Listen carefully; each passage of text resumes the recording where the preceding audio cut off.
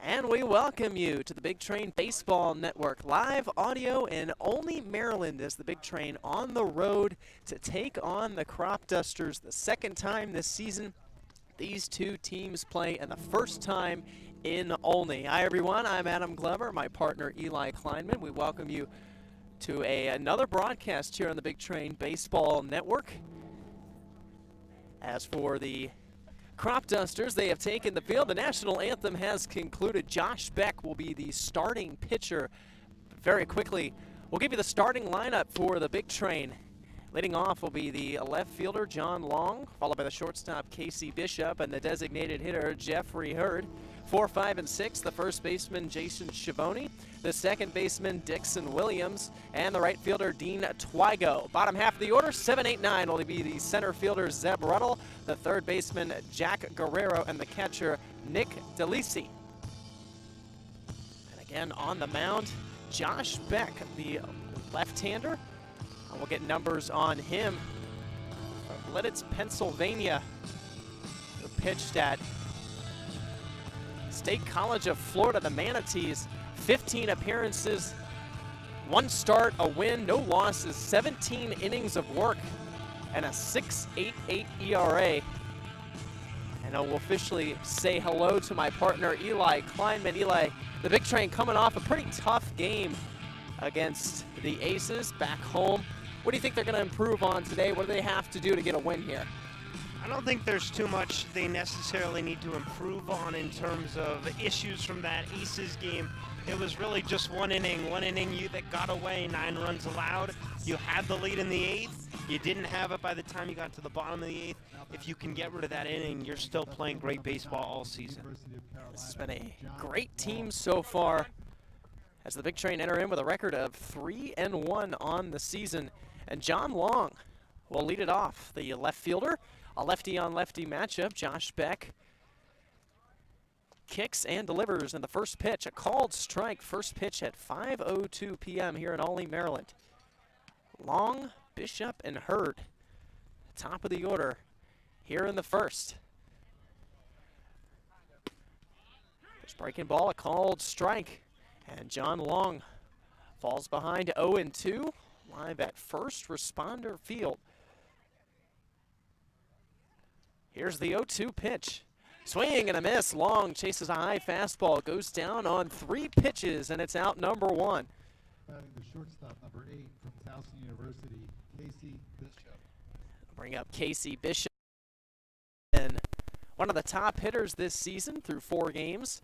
6 hits, 1 extra base hit, and 6 RBIs. Lefty will kick and deliver. Bishop, a slow roller over to third. The throw to first going to be in time. Bishop is retired quickly, and 2 quick outs here in the first. Designated hitter number 35 from Sacramento State. We'll bring up Jeffrey Hurd. That was Tay Robinson, the third baseman, making the play. We'll get to the defense here.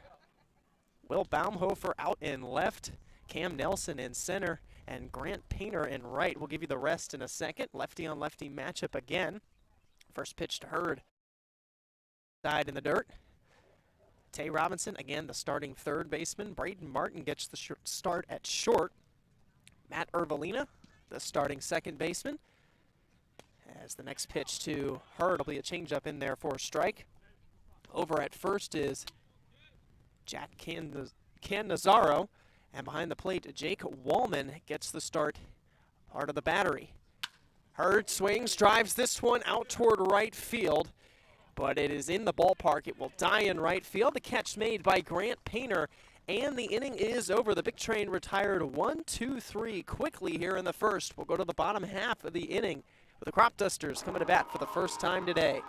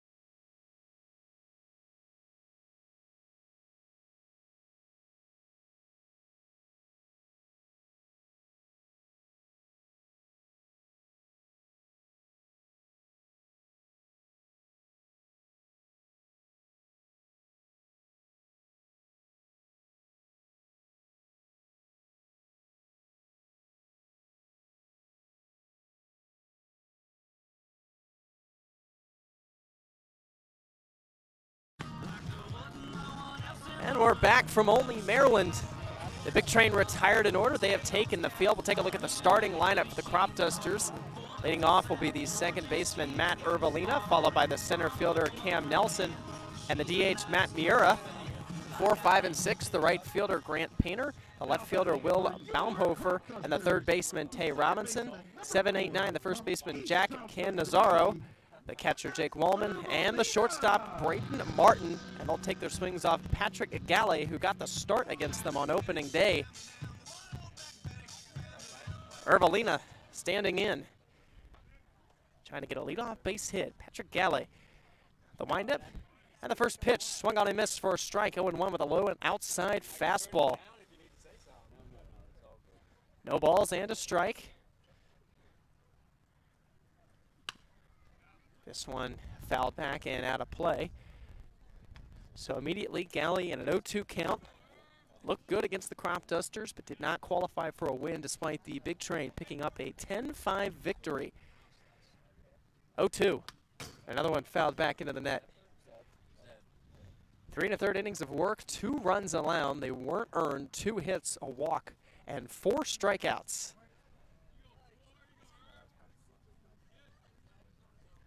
Here's the 0-2 again. Galley kicks and delivers. Swing popped up, and this one heading behind us and out of play again. Still, the count remains 0-2. We are back behind home plate here at First Responder Field. Galley again on an 0-2, another high fastball, and another one fouled out of play. Galley continuing to work with the fastball. We'll see if he changes it up here. 0-2. He does take something off. Strike 3 called on the corner. Galley gets the call, and both starters start their outings with a strikeout, out number 1. Galley pitched well last week and gets an extra day off with the postponement yesterday, so facing the Cropdusters again. Well, here's the center fielder, Cam Nelson, and the first pitch will miss high and outside for a ball. And the good thing is he didn't work a whole lot in that game. Again, 3 1/3 innings of work, so he's ready to go, and he's their number 1 guy so far in the rotation. 1-0 pitch, another fastball that misses too far outside. 2 balls and no strikes. So now, Cam Nelson, the starting center fielder, and a good hitter's count.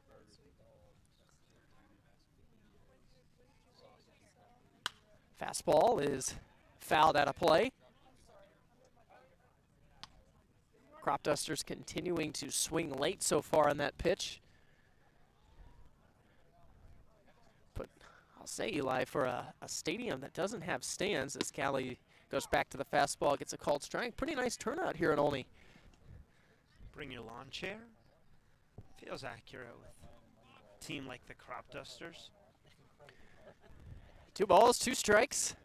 Fastball lined up the middle into center field. It's going to be a base hit, and it's the first hit of the game for the Cropdusters. Nelson with a single. Up next is the designated hitter, number 22, from the University of Hawaii, Matt Miura. Matt Miura now. Runner at first and 1 out. Softball. Go ahead. Really nice game. Last time these two teams played, scored a couple runs. Yeah, one of the better hitters in their lineup. Galley now pitching out of the stretch. Goes a fastball low. Sophomore from the University of Hawaii, standing at 6 foot, 185 pounds. Honolulu. Long way from home. Runner over at first. 1-0 pitch. And a ball that's a called strike. Right on the corner.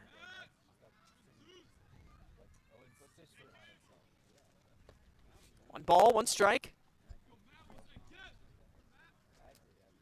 Just back to the fastball, on the ground to short. This could be 2. Going to second for 1, relay over to first. Schiavone kept the foot on the bag. It's a 6-4-3 double play. Beautifully turned by the Big Train, going Bishop to Williams, over to Schiavone. The inning is over. We're through 1 from First Responder Field here in Olney. You're listening to the Big Train Baseball Network on YouTube.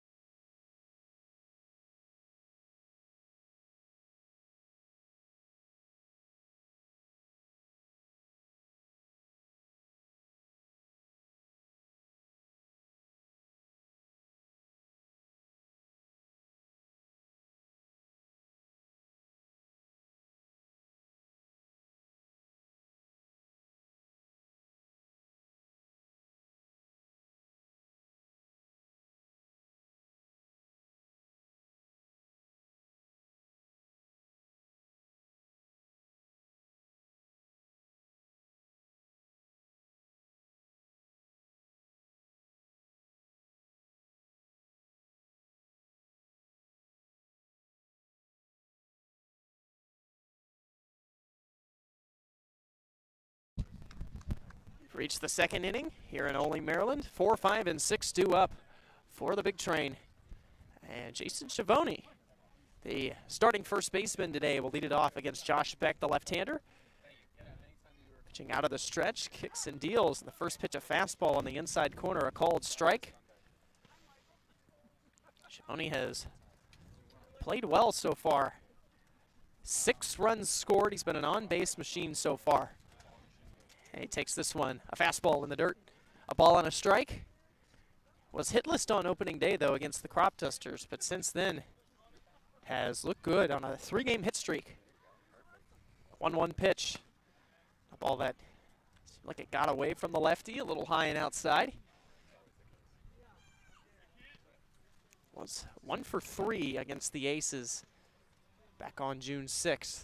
Did have an extra base hit, a double, and a walk as well, and swings at this fastball, pops it up in foul territory near the line, and it hits off of the net, a foul ball. Cannizzaro, the first baseman, the one closest to it. And getting ahead of these big train hitters is crucial because of how good they are when they're on hitters' counts. 2 balls, 2 strikes. Beck delivers a fastball that Schiavone pops out of play. And we'll do it again at 2-2.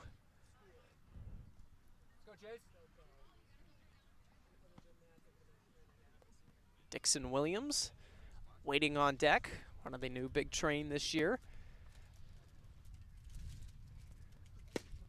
And Schiavone takes a fastball outside, and he works the count full 3-2. Big train would love a leadoff base runner. And they'll see if they can get it from Schiavone. 3 balls, 2 strikes. Here's the pitch. Off speed, Schiavone swings, pops this one into foul territory near the line. And this one goes out of play. Robinson down there at third base giving it a look. Schiavone just getting under it.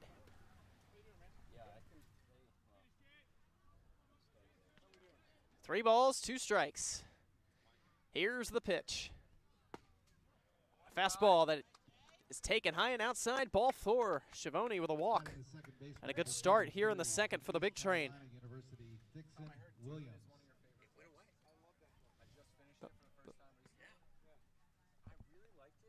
So here is Dixon Williams.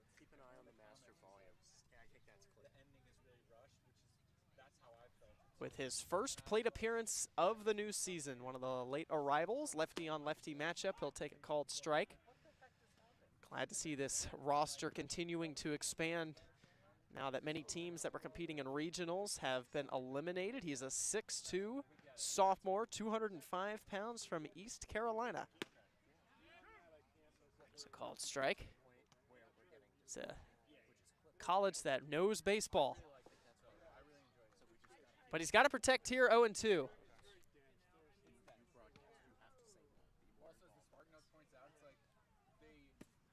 Takes something off, an off-speed pitch that misses outside, a ball and 2 strikes.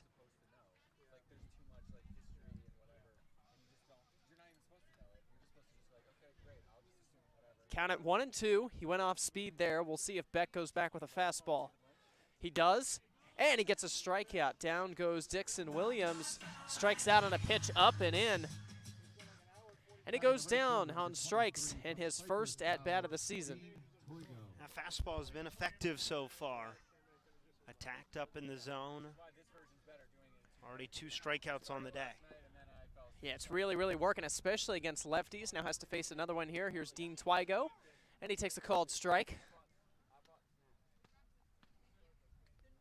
Again, a runner over at first. Jason Schiavone drew a walk to start off the second. Beck goes with a breaking ball that misses in tight. And it evens up the count at 1-1. Wind blowing out to left field. A nice gentle breeze. Twigo to center field. This ball is going to stay up. And a nice little catch by Cam Nelson to retire Twigo. One outfielder flies out to another, and it's out number 2.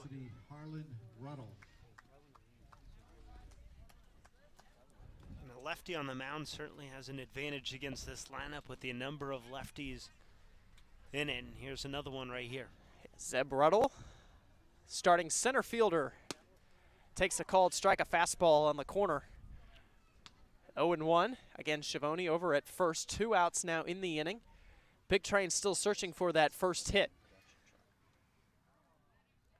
0-1 the count. Runner goes. Ruddle puts this one in play, drifting down the line. This is going to go out of play. Hit and run on, but does not work, and Ruddle now in an 0-2 count.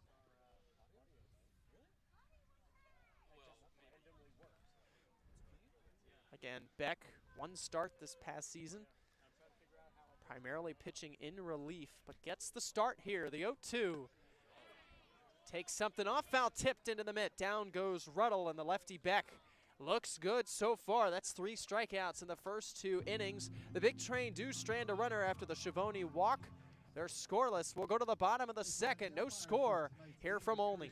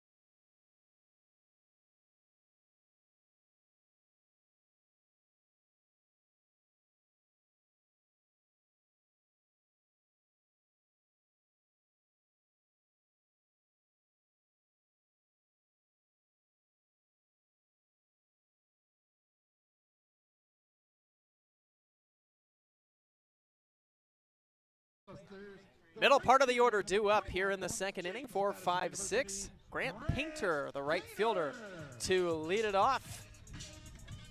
The Cropdusters did get a hit in the first. Cam Nelson with a single, but it was erased. Matt Miura grounded into a double play. Galley back out to the mound. The righty back with the windup, and his first pitch, a breaking ball that misses inside. 1-0. Painter, a junior, attending James Madison University. 195-pound outfielder. Getting the start in right today. Goes back to it. Same pitch. Goes to the outside corner and gets a called strike.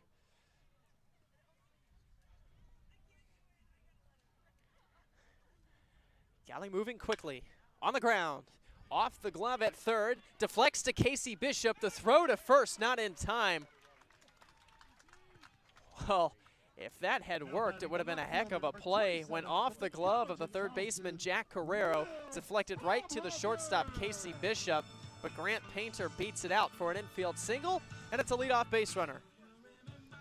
Yeah, that's a hot shot baseball to third, and Guerrero did a nice job just to get a glove on it. Almost had the play, but Painter a little bit too much speed.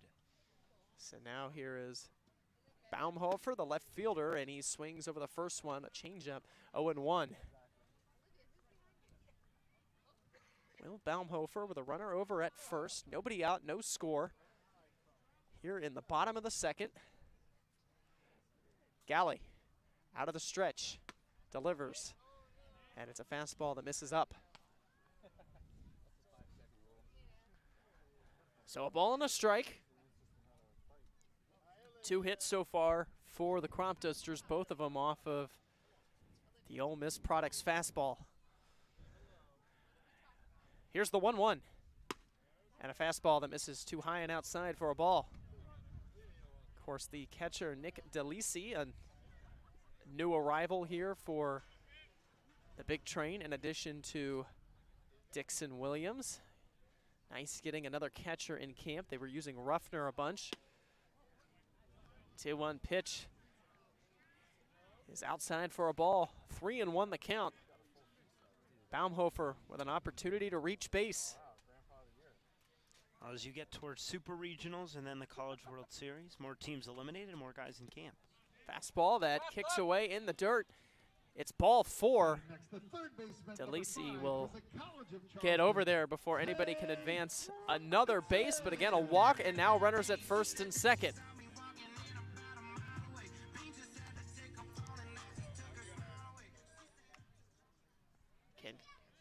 Patrick Galley had just 1 walk in the 3 1/3 innings he tossed against the Cropdusters back on opening night, June 3rd.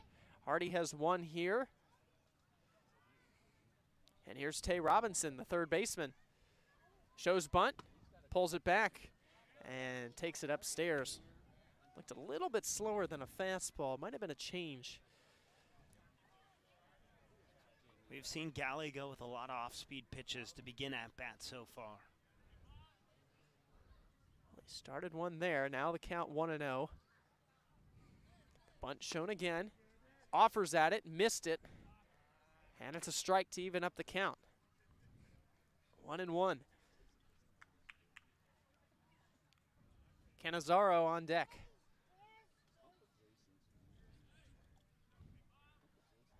Big train turned 1 double play in the first. They'd love another one here.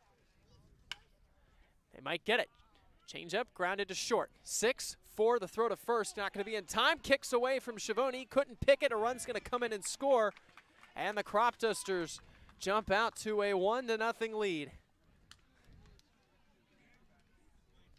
Robinson grounds into a fielder's choice and advances to second on a throwing error by the second baseman, Dixon Williams. It allows Painter to come in and score. And for the second consecutive game, the Big Train are down early.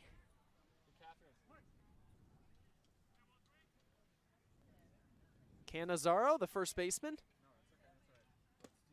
And the fastball from Galley. 1 hops in the dirt for a ball and no strikes.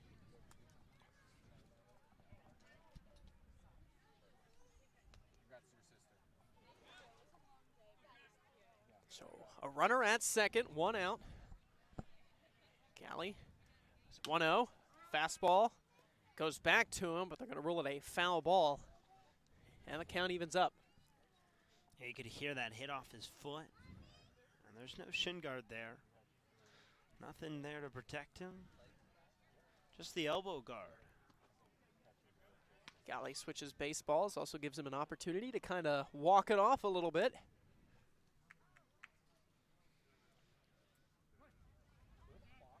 Count it 1-1, 1 out, 1 in, runner at second. Galley kicks and delivers, goes back to a fastball. This one fouled off. And good stuff now for Galley. And a good count, 1-2. And now has an opportunity to try to go back to something off speed.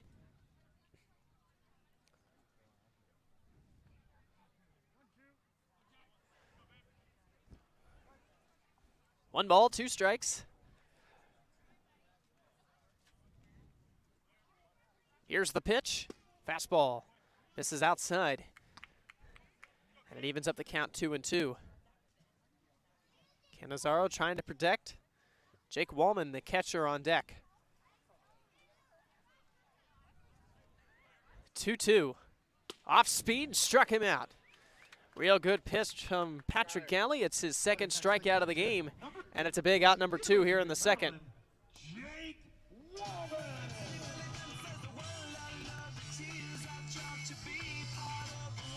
And now Jake Wallman, the catcher from the University of Maryland, from Bourne, Massachusetts. Sophomore, 5'11", 185 pounds, standing in. Galley goes with a breaking ball, and it misses inside for a ball. And just like you said, Eli, starting a lot of at-bats with off-speed and breaking balls.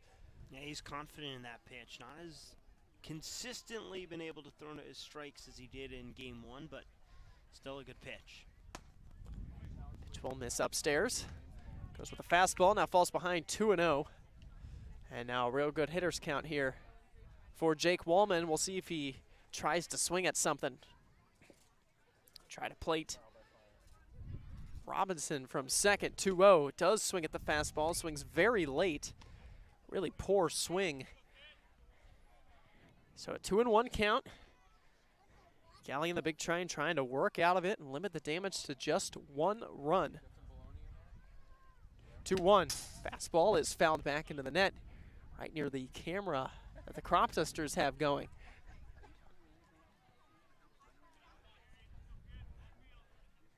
Two balls and 2 strikes.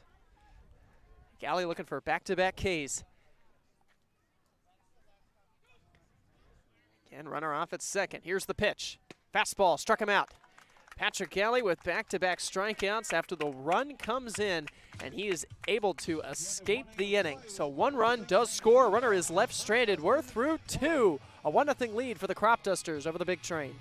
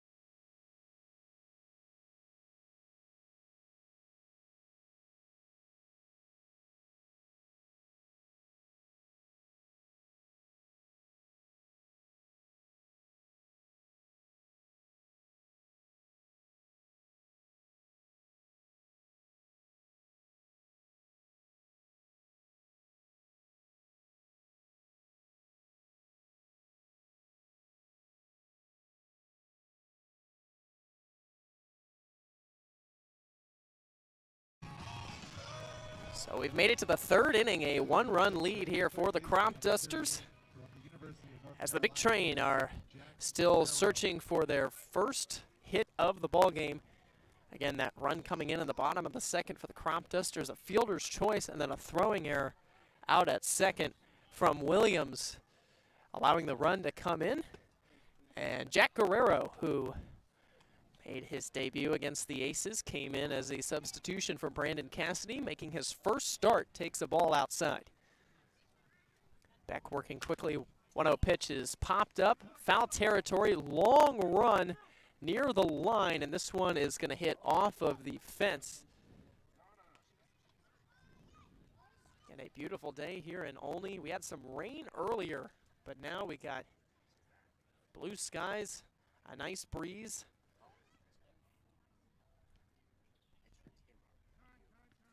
Josh Beck, again, from Leaditz, Pennsylvania. Very tall, 6'6", 200 pounds. Facing a lot of lefties in this lineup, 1-1. Goes with a changeup that bounces in the dirt. 2-1. Mentioned Guerrero made his debut on Tuesday, but that was also the day he arrived. That's right, had to get his equipment. He swings, drives this one out toward left field, but he got under it in the gap, and the catch will be made to retire him for out number 1, with Baumhofer going over to make the play. Number 32 from East Carolina University, Nick DeLisi. Nick DeLisi now. Again, another one of the new big trains here. His first game of the season.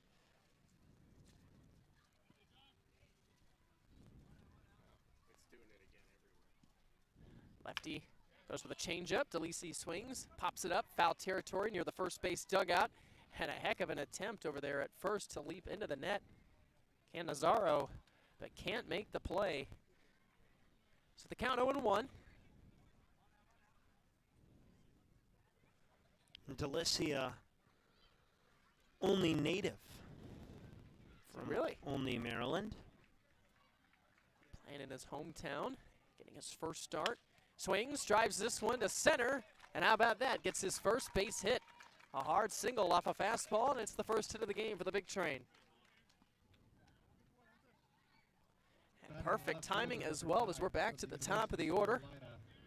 John Long, who was a strikeout victim in his first at-bat.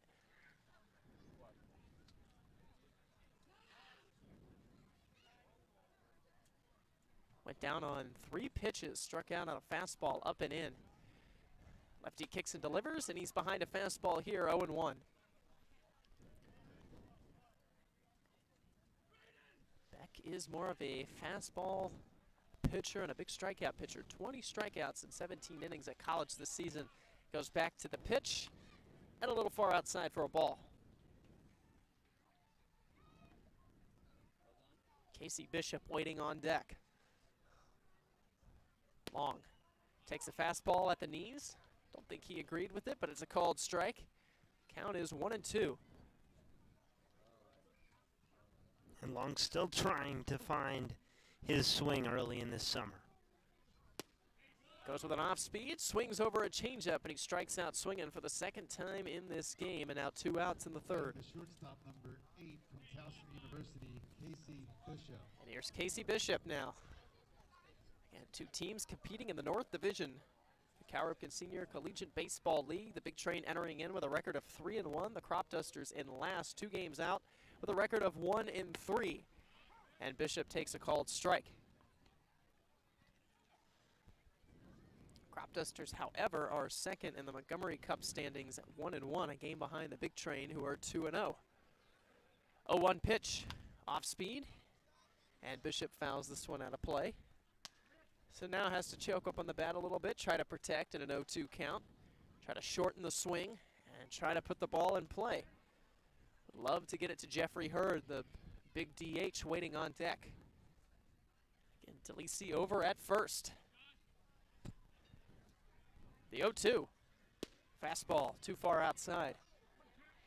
And it's a ball and 2 strikes. And that fastball can be a strikeout pitch for the Cropdusters at the moment. 1 ball, 2 strikes, 2 outs. Runner at first. Here's the pitch. Fastball fouled out of play. And we'll do it again. And the Big Train in first in the North Division, a game ahead of the Gaithersburg Giants, who they were supposed to play yesterday, but that game got canceled, moved to the 13th of this month. 1-2. Pitch drops in the dirt, goes off speed. Check swing, and does not go around. So a good take, 2-2 the count.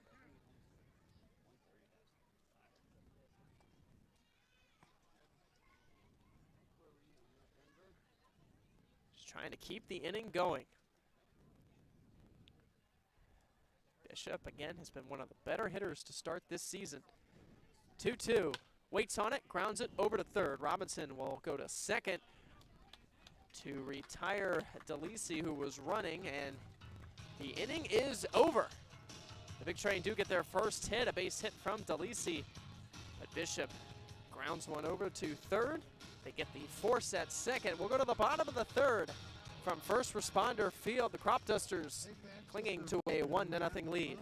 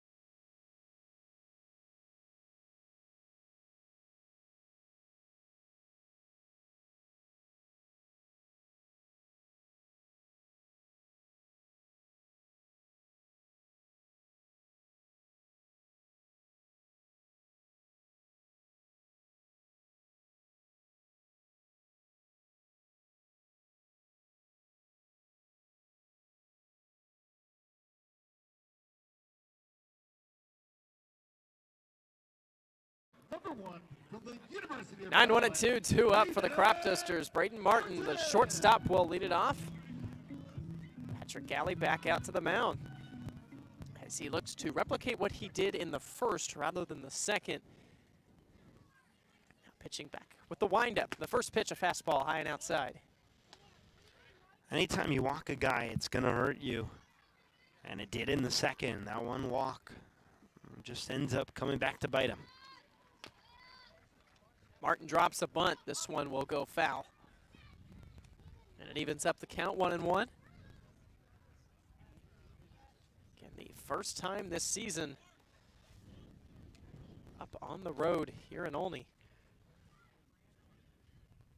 And the third road game of the season for the Big Train as well.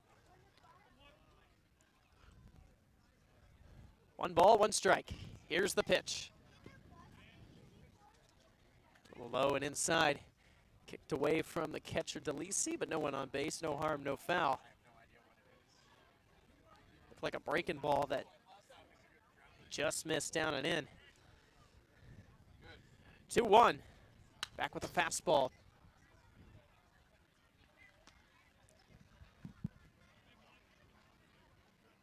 We have 2 more trips to Olney this year. For the regular season at least, both of them will be in late July.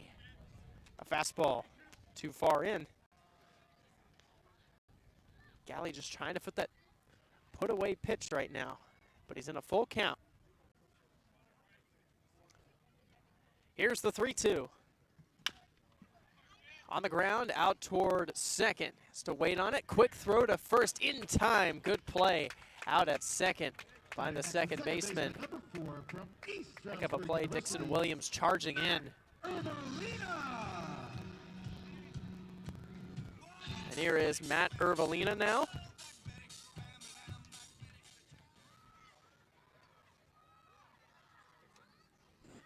Back to the top of the order. And a big swing and a miss on the first one from Galley. Trying to locate that outside corner. Does a good job. Good location. Good movement as well. Right back and ready. 0-1. Swings right over top of it again. And the count 0-2. Ervelina was a strikeout victim in the first. Trying to get him for the second time. 0-2. Fastball on the ground over to first. Schiavone has to back up. Will flip to Galley, who's covering. Nicely done. Going 3-1 for out number 2. It's a nice play by Schiavone, a guy not a natural first baseman, but he's been tasked with playing up first at the moment and has adjusted well. Yeah, he's looked good so far at first base for a guy who does not play it often. Cam Nelson now with 2 outs. First pitch from Galley shows bunt, offers at it, and it's a strike. Interesting strategy to try to bunt with 2 outs here in the third. Nobody on base. And now Guerrero, who originally came in, now backs up as doesn't show bunt, takes a fastball up. A ball and a strike.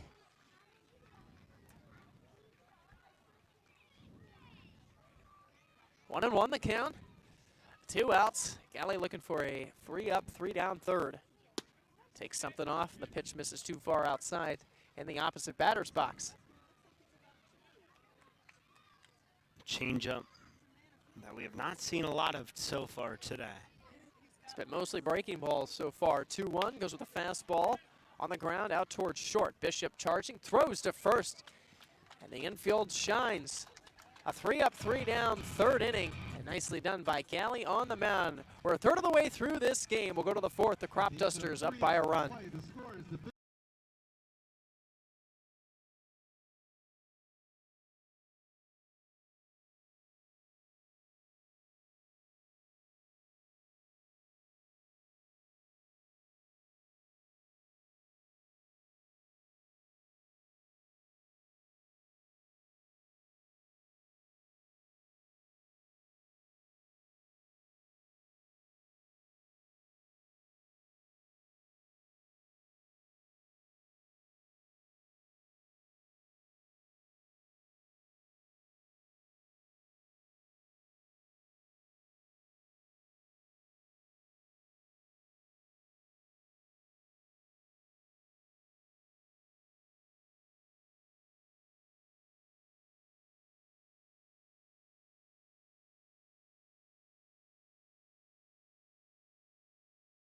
Batting for the Big Train. 3-4-5 due up in the fourth for the Big Train, trailing by a run. Jeffrey Hurd. As the lefty Josh Beck has looked really, really good out on the mound so far. 3 innings.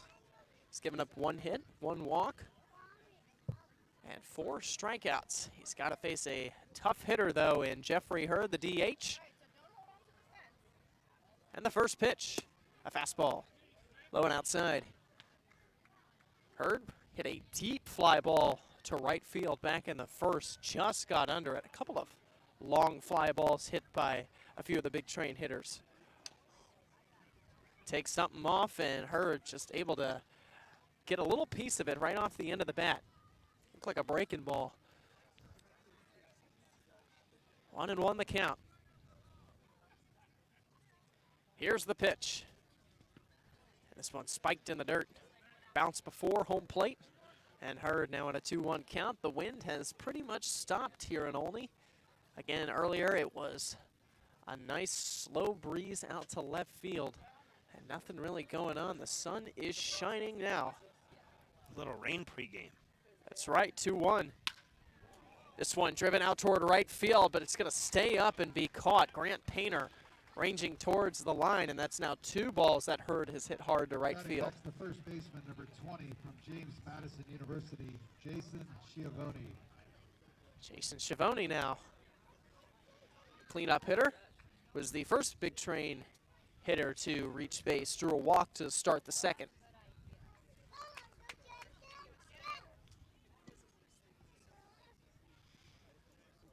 Has split time so far this season.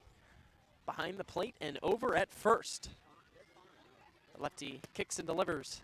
And the first pitch back at the knees, a called strike. It's a low strike zone. Something the Big Train hitters will have to watch. Well, they had to adjust to the one against the Aces. It was a wide strike zone as a changeup misses in the dirt. It's a little bit different every game. A new umpire behind home plate. Until you get to an automated strike zone, it always will be. 1-1. A little off speed in there for a strike. Schiavone not sitting on that pitch and now has to protect in a 1-2 count. Dixon Williams, the number 5 hitter, waiting on deck. 1-2.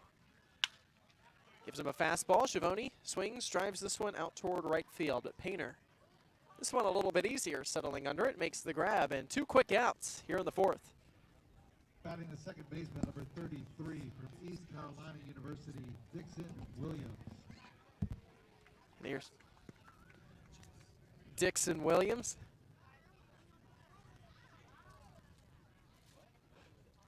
Trying to get a 2-out rally going, lefty on lefty matchup. Goes off speed, a check swing, he run around. And Williams, who was a strikeout victim in his last at bat, already to no 1 count.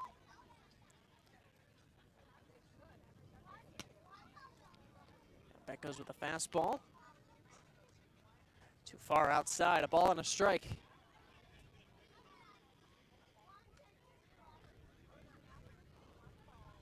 1-1. Looks like he went with a breaking ball there. And it was pulled down the line foul, so once again, Williams has to protect a 1-2 count, trying to avoid his second strikeout of the game. 2 pitches Beck could go to, the fastball or the curveball. Both are effective. It goes with the fastball, and it's fouled back right off the metal fencing we have here at First Responder Field.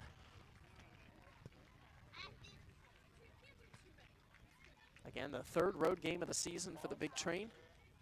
3rd different team we've played on the road as well, but it's the first time the Big Train playing an opponent for the 2nd time. 1-2, off-speed pitch, popped up, shallow left field, and the catch will be made in left, ranging in, and the inning is over with Baumhofer coming in and grabbing it. The Big Train are retired in order. 3 consecutive flyouts. The offense not doing anything so far. We'll go to the bottom of the 4th, a 1-0 lead for the Cropdusters.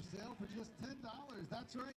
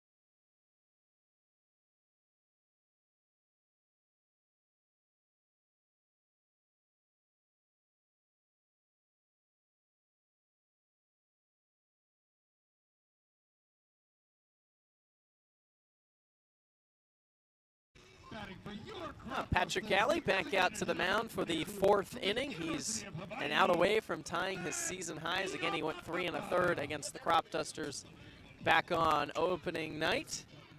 And they'll have Matt Miori to lead it off. Again, the 3-4-5 part of the order due up for the Cropdusters as they look to add some insurance runs, clinging to a 1-run lead. Galley with his first pitch goes with a breaking ball on the corner, a little outside though. 1-0.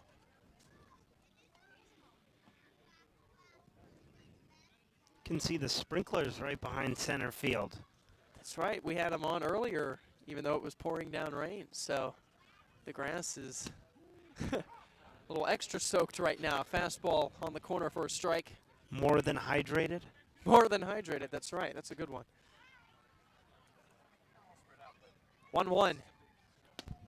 A fastball in the corner, 1-2.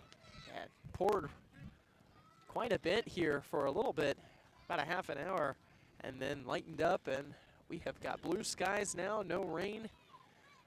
1-2 from Galley. Spikes this one in the dirt. So 2-2 the count.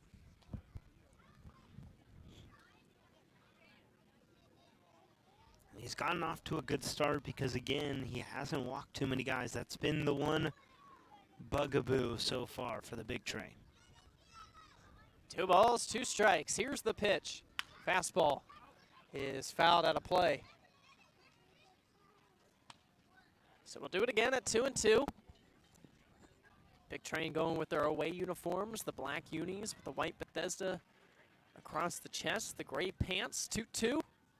Breaking ball, swung on, popped up, out toward center field. It's going to continue to travel as Zeb Ruddle settling under it, makes the grab. And it's out number 1. James Madison University, Grant Painter. And now Grant Painter, cleanup hitter. James Madison University caught Jason Schiavone's fly ball. College teammates, Schiavone over at first. Painter shows bunt, pulls it back, and it's a fastball that misses too low and inside. A ball and no strikes. Of course, the Cropdusters going with their home yellow on yellow uniforms. What are our thoughts?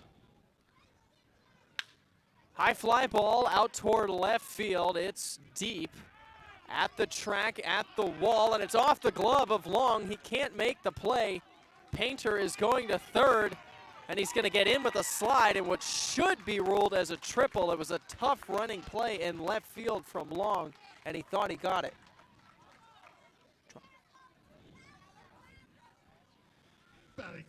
And it looks like that Long actually dropped the ball when he was ranging out toward left center field. Kind of a tough angle, but nonetheless, the runner over at third, now 90 feet away.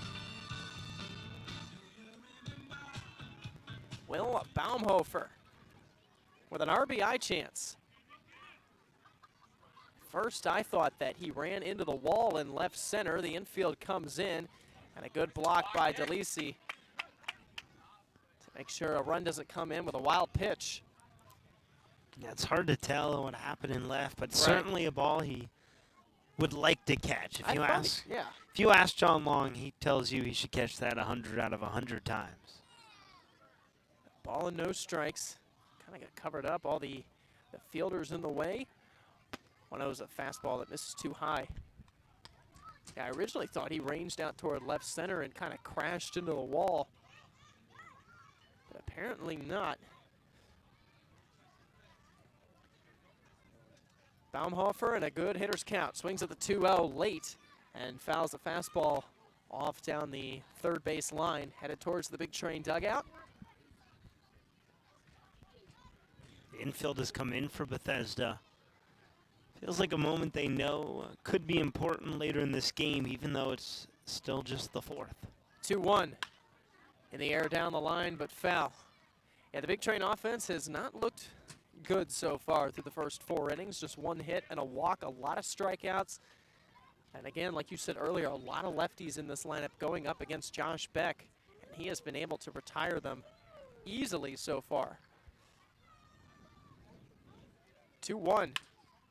Popped up, shallow center field. Ruddle coming on. It's going to drop. And it's going to score a run. It'll be a bloop RBI single from Bauhofer. And the Cropdusters extend their lead. It's now 2-0. Baseman number 5 from the College of Charleston, Tay Robinson. And now Tay Robinson and Sal Colangelo will head out to the mound. Galley is at his season high so far, tying what he did last week. 3 1/3 innings of work. Is responsible for that runner over at first, and it looks like his start will be done. So in line for a loss right now, but did not pitch too bad. We'll get some final numbers on him later, but we'll throw it to break, and we'll come back and we'll talk about the new pitcher as you're listening to Big Train Baseball on the Big Train Baseball Network.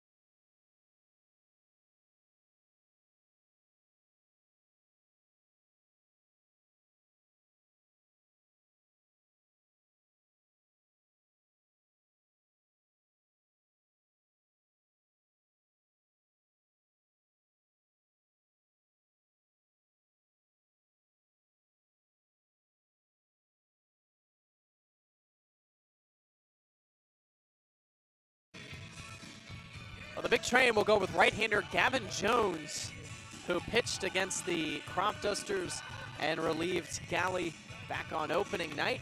And he actually was the winning pitcher, tossing 2 2/3 innings of 2-run ball. Both of them earned 2 hits. A walk, did pick up 4 strikeouts in the 12 hitters faced. So despite 2 earned runs allowed in that game, did qualify to be the winning pitcher. And now we'll have to take over here in the bottom of the 4th. 1 run in, 1 runner over at first. Tay Robinson now,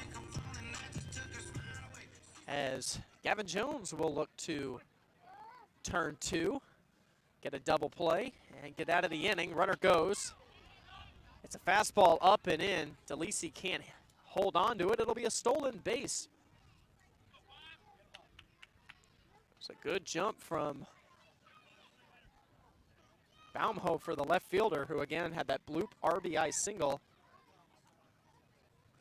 So now it erases the potential for the double play with a ground ball. Off-speed pitch, grounded down the line, but foul, real close. Just hooking foul.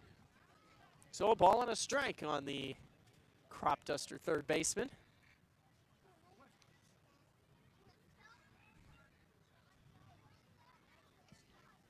1-1.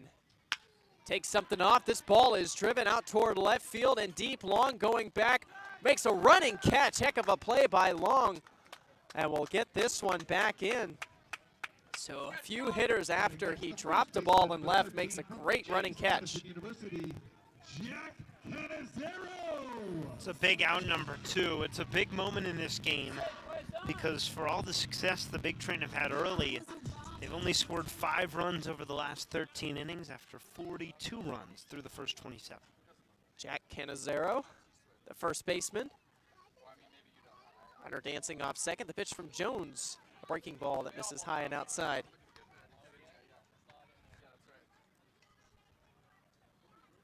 Jake Wallman on deck if the inning were to continue. 1-0 pitch. Fastball, a called strike to even up the count.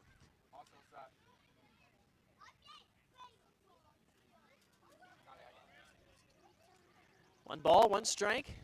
Jones trying to get out of the inning. Takes something off, a good breaking ball. Heck of a pitch, looked like a slider on the corner, and is ahead 1-2. It's a really good pitch right there after a 91-mile-an-hour fastball. Glad we got the radar going. This one looks like he went back to the same pitch, but a little low and outside in the dirt. A good block from DeLisi. 2 balls and 2 strikes. Get 1 run in, an RBI single. A 2-0 lead for the Cropdusters. Here's the pitch. Fastball, swing and a miss. Big time strikeout for Gavin Jones, and he works out of it, stranding a runner at second. But the Cropdusters do scratch across another run, and they extend their lead. We're through 4, a 2-0 lead for the Cropdusters. Don't forget, we've got the Loto.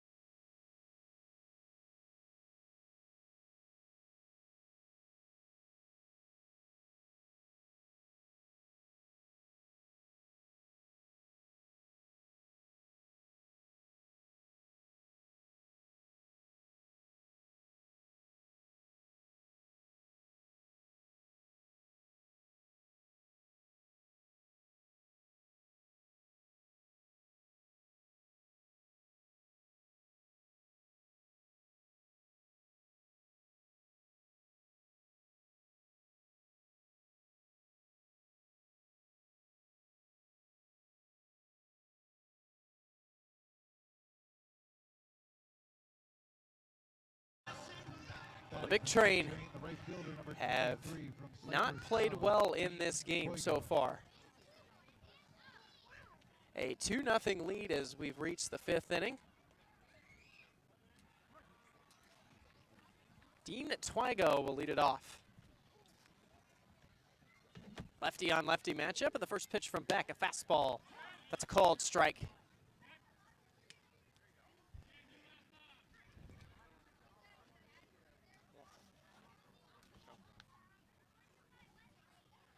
Twigo takes this one outside. Ruddle and Jack Guerrero, 6, 7, and 8 due up for Bethesda.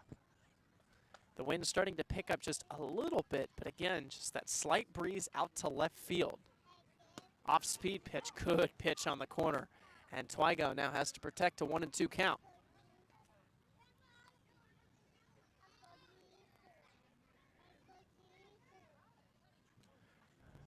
One-two pitch, fastball.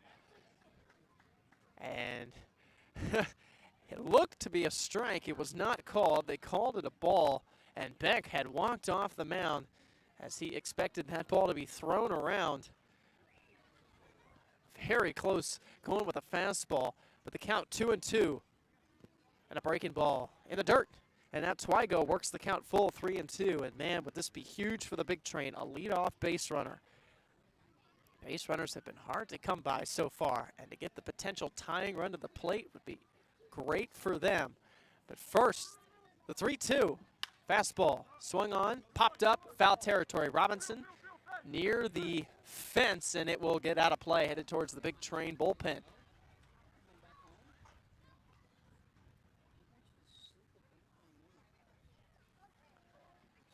Adam Glover, Eli Kleinman bringing you another Big Train game here on the Big Train Baseball Network. Live radio from Olney, Maryland. 3-2. Fastball, chop foul. And Twigo putting together a real nice at-bat.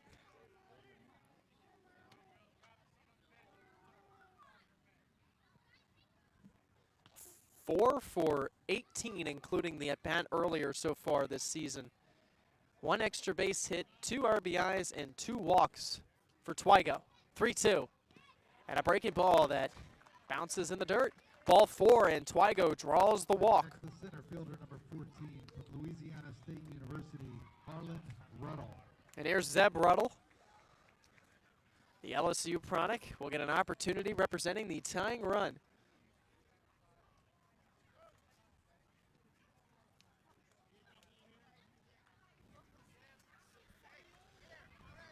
Big chance for the big train. Runner over at first. Ruddle shows bunt, pops it up, and it hits off of the gate, a foul ball. Ruddle had a rough game against the Aces. An 0 for 5 performance, 4 strikeouts. He's 0 for 1 here with a strikeout, but before that had 5 hits in his first 3 games, including 2 multi-hit games. That takes a fastball for a strike.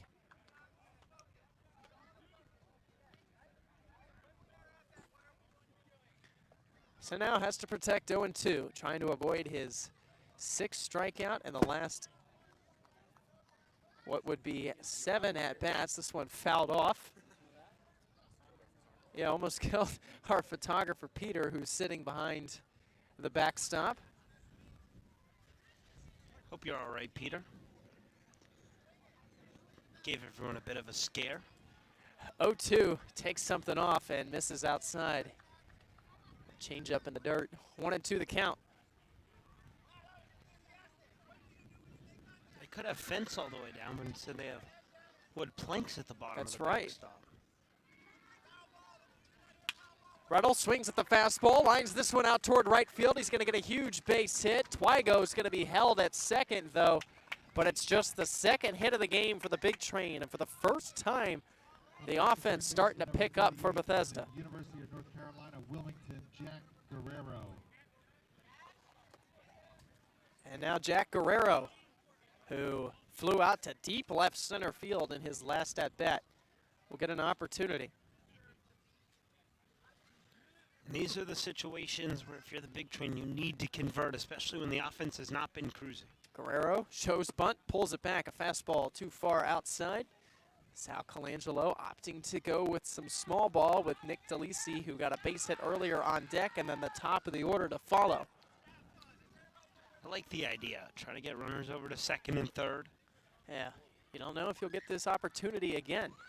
Drops a bunt to third, a beautiful bunt. Robinson charging, throwing over to first, and it pulled him off the bag, and the bases are gonna be loaded. Robinson's throw to Ervelina, who was covering first. He's the second baseman, pulled him off the bag. It'll be an error, and the bases are loaded. And now if you're the big train, this is where you have to capitalize. Here is Nick DeLisi now. DeLisi, just his second plate appearance to start this season. He singled in his last at-bat, and he takes a cold strike. First time we've seen Josh Beck, the left-hander, in a little bit of trouble. But he still has that fastball working pretty well for him. 0-1 the count. Here's the pitch. And the fastball just misses outside to even up the count. Again, top of the order, John Long on deck. Twygo over at third after a walk. Ruddle at second after a single. And Guerrero at first, reaching on an error, attempting to lay down a sacrifice bunt. The 1-1. And a fastball, a called strike. And DeLisi now behind 1-2. It's a really good pitch, that fastball. Not something DeLisi wants to swing at. If you're back, your hope is here to get a ground ball. Here's the 1-2 pitch. Takes something off, goes off speed, and way out in front of it, but he stays alive, just getting a little piece of the bat. And we'll see if maybe Beck goes back to that pitch, as it's pretty obvious that DeLisi was not sitting on an off-speed pitch. That fastball working so well. 1-2.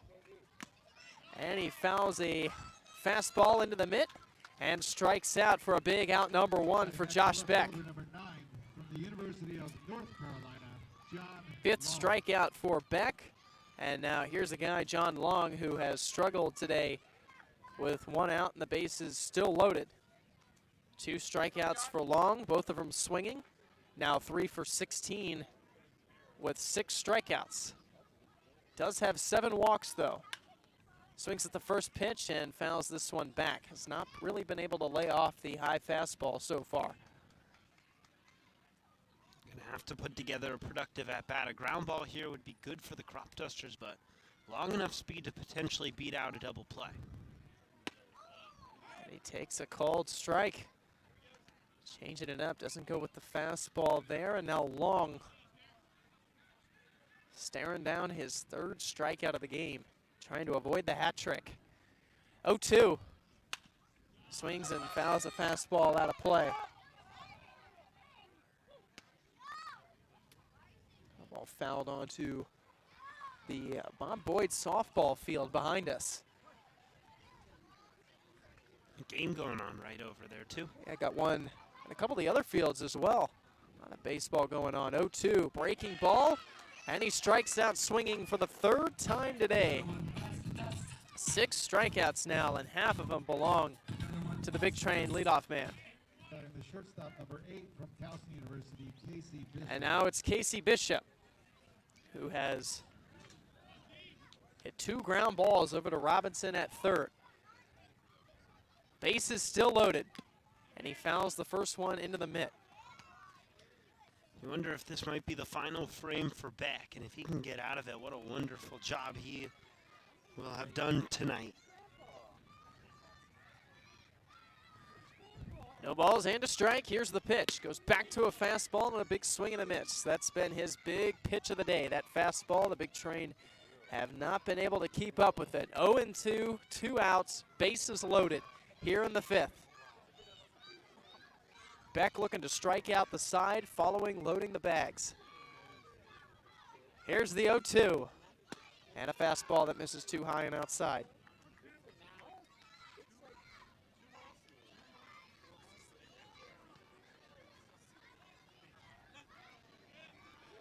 One ball, 2 strikes. Bishop takes a breaking ball outside to even up the count. Again, a nice turnout here in Olney. Everybody with their fold-up beach chairs. No stands, but a good attendance for this game. 2 balls, 2 strikes. The pitch from Beck. Bishop just barely fouls this one off. They're going to say he didn't catch it. And now we might have a conference here as the catcher Wallman indicating that he caught that ball. Went off speed. Bishop did foul it off, and now the question is whether or not he caught it. If he caught it, it's a strikeout. The inning is over, and the Big Train strand. The base is loaded with nobody out, and they're going to call it a strikeout. So the catch made by Wallman behind the plate, holding on to it. And the inning is over. The Big Train load up the bases, going to hit a walk, reach on an error, but the next 3 hitters strike out. Tough pill to swallow for Bethesda. We'll go to the bottom of the 5th. Still a 2-0 lead here for the Cropdusters.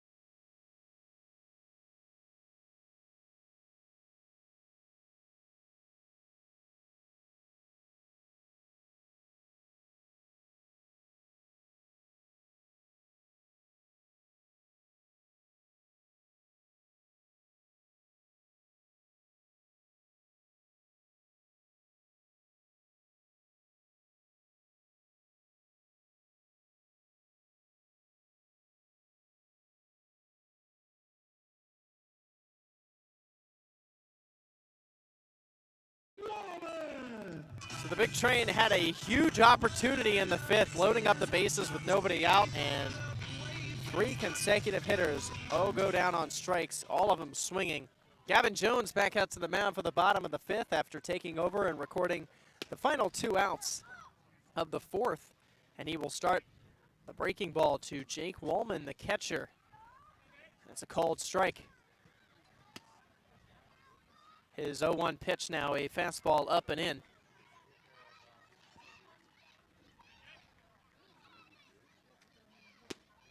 Goes back to the breaking ball, a called strike at the knees, really locating that pitch well. A ball and 2 strikes now.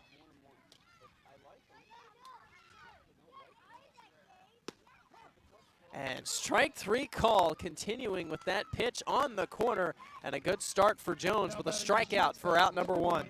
From the University of Maryland, You wonder if this is just part of the repertoire for Nick DeLissi, the catcher. He loves that breaking ball often and early in counts. And the first pitch to Braden Martin, the number 9 hitter and starting shortstop, outside for a ball. Jones working really quickly here. Goes with a fastball that's foul tipped into the mitt for a strike.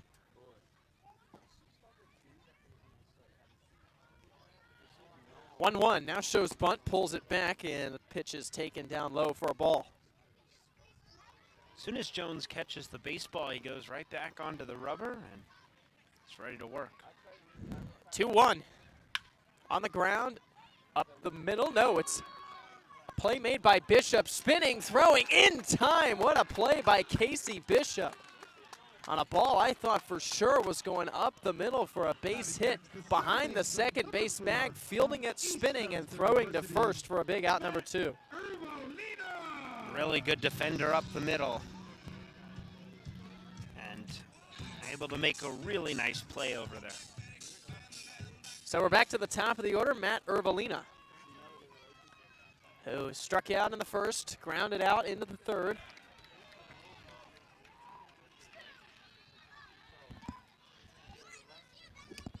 And they did a conference, it looks like, over at first, and they're going to go ahead and rule that Martin is safe and that Bishop didn't get him. It's now the second time we've seen the umpires converge on a call that does not go Bethesda's way. I'm not sure if it was he beat it out or it was... Oh, a pickoff play over to first, just back in time. Or if he was off the base. Now another throw over. Runner back in time again.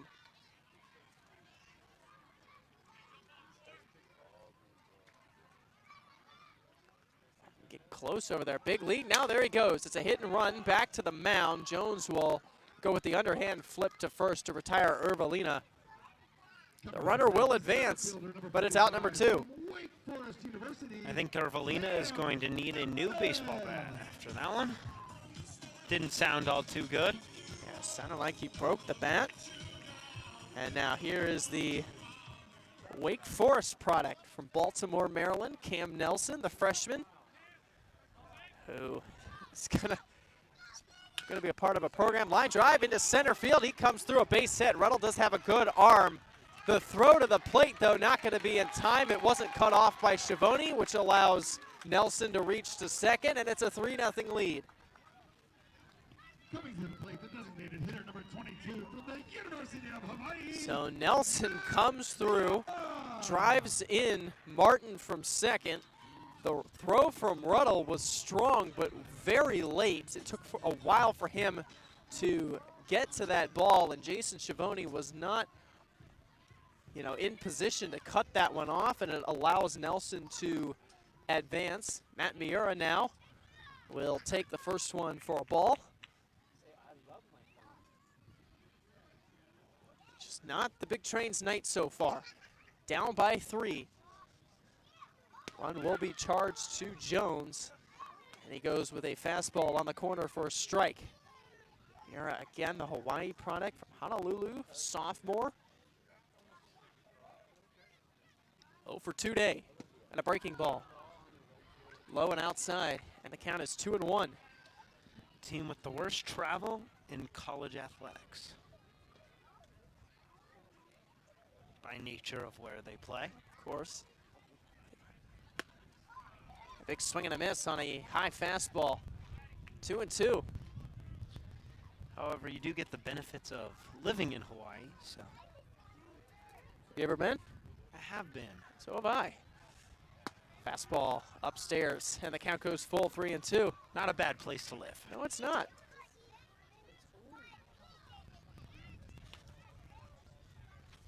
Three balls, 2 strikes, 2 outs. On Miura, first base is open.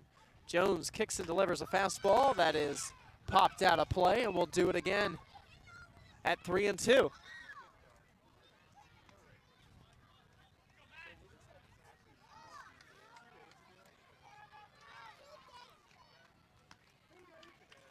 Three balls, 2 strikes. Big jump at second. This one gonna go to right field. It's gonna fall in front of Twigo for a base hit. Here comes the throw to the plate. Now they got a chance to get the runner at second. They will. The run will score. But a good play by DeLisi to get the out at second after the throw from Twigo was late. Another run comes in. Miura goes opposite field, gets the RBI base hit, but he is thrown out trying to get to second. 2 more runs in as the Big Train continue to fall behind. A 4-0 lead as you're listening to Big Train Baseball on the Big Train Baseball Network.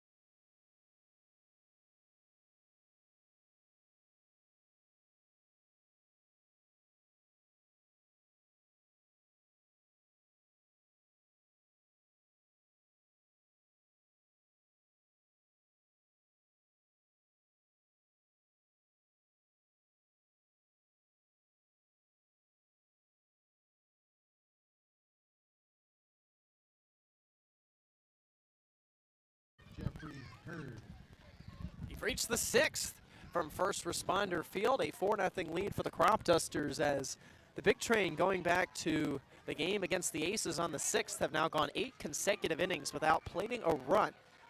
And Beck, the lefty, back out there looking strong and faces the lefty in Hurd, and the first pitch outside for a ball. A great opportunity last inning to score, came up empty, and things just not going the Big Train way. Off-speed pitch in the dirt. Now Hurd in a 2-0 count. I mean, throughout this game, hasn't just been a lot of energy for the Big Train. You know, they haven't had momentum really at all during this game, especially on the offense. 2-0. Fastball on the corner for a strike. Like the idea of Hurd taking. They need base runners, especially now that that deficit is 4.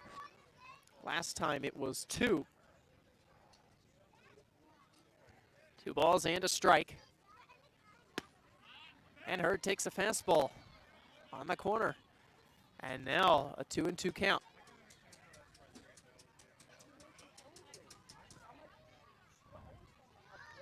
Here's the pitch. Goes with a breaking ball that misses low, and the count goes full to 3-2. Just 2 walks issued so far by Beck. 7 strikeouts, 3-2. Check swing did not go around. It'll be the 3rd walk issued. And for the Big Train, they need base runners, and they get it, a leadoff walk. 20 from James Madison University, Jason Schiavone. Jason Schiavone now, who is one of the Big Train, one of 3 of them who have a walk. His was to lead off the 2nd inning, and he was stranded out on the bases.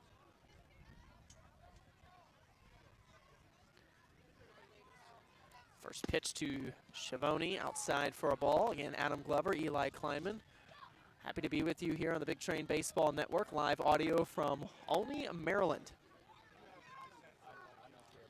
First time in the regular season we make the trip up here. And Schiavone takes a 1-0 fastball in tight. 2 balls and no strikes. For the Big Train, last year is the first year they played the Cropdusters, first year in existence. Cropdusters only won once ever. It's upstairs, the count now 3-0, and a quick trip out to the mound to talk to Beck. And I remember our broadcasting director, Harrison Myers, had told us about kind of the process and trying to figure out a name for this team. I know the Octopi was one of them, the Only Octopi. That would have been a cool name. Yeah, I think it's pretty cool. I like Cropdusters, though. I wish they would have called them the Only Cropdusters, though, instead of Cropdusters. Baseball, 3-0 pitch, a fastball in there for a strike. I do like the yellow uniforms. Never finished that conversation. Do I like them? I said I like Oh, them. you like them. Gotcha. They're, they're Not everyone's preference. they look like New York City cabs. And ball 4 as Schiavone takes a walk. Tried to go back with the fastball. You don't say that with such I don't say excitement. that. It's like, well, no, it's like just very bright. Yellow on yellow is interesting. You know, they didn't go yellow on white. Yellow jerseys are awesome. Yellow's a cool color. It's just, I mean, head to toe, yellow on yellow. They got the yellow brim for the cap. You know what? Yellow and black would have been cool. Like black pants. I love black pants. Well, the Pirates used to have a look like that. Another trip out to the mound. As we have a softball coming in from the Bob Boyd softball field that landed over by our field. Everyone yelling heads up.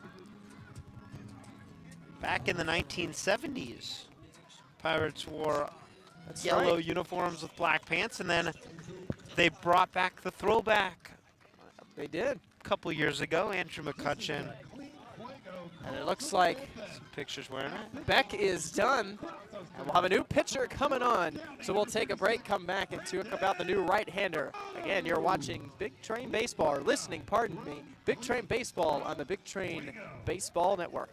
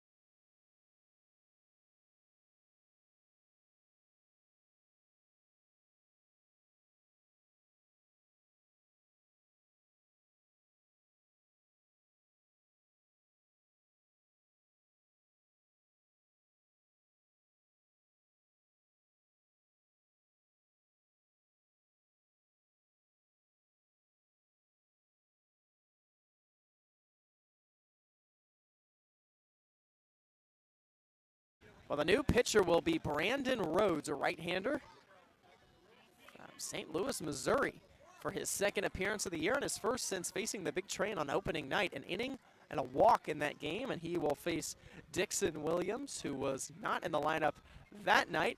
And he pops a bunt up, and the catch is going to be made behind home plate. A heck of a play by Jake Wallman.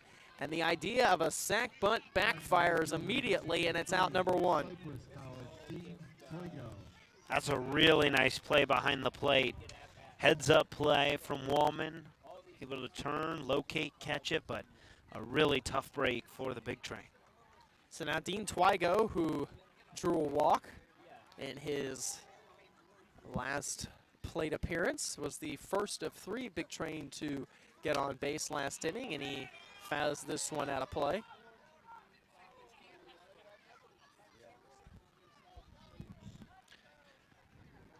This is dangerous right now. So many games going on around. There's about 4 different fields in the vicinity, and Well, we're lucky because we have the tent above us. Nothing's going to hit us unless a little kid throws a ball at us. playing with fire. Like a breaking ball that missed inside. A ball on a strike on Twigo. And going back to that 5th inning, the ball that Braden Martin hit up the middle that I thought would have been ruled a base hit was ruled an error on Casey Bishop. Twigo takes this one outside, which means that the run that came in the 5th, the first run at least, is an unearned run. 2-1 on Twigo. Big hitter and Ruddle on deck. They need to get Dean on. Keep the line moving. And he takes this one inside. 3 balls and a strike. Really impressive performance by Beck, who is in line for a win. Going 5 1/3 innings of shutout ball. And Twigo out in front of this one pulls it foul, and the count goes full. However, he is responsible for the 2 runners out there after he walked both Jeffrey Hurd and Jason Schiavone. This becomes a big pitch if the big train can load the bases again.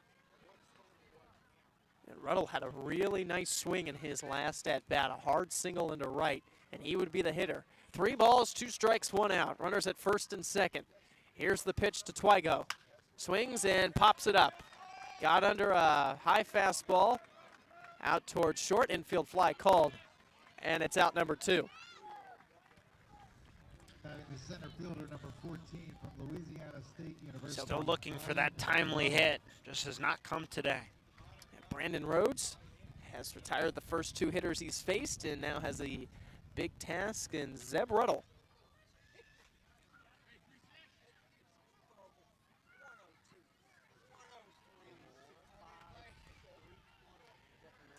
Here's the first pitch. And a fastball taken for a strike high in the zone. Again, we'll be back tomorrow at Shirley Povich Field for a 7 o'clock game against the Silver Spring Tacoma T-Bolts, who the big train beat on Sunday the 4th, 21-2, this time again at home. Both runners go. It's a double steal, and both runners will move up. Hurd and Schiavone both advance.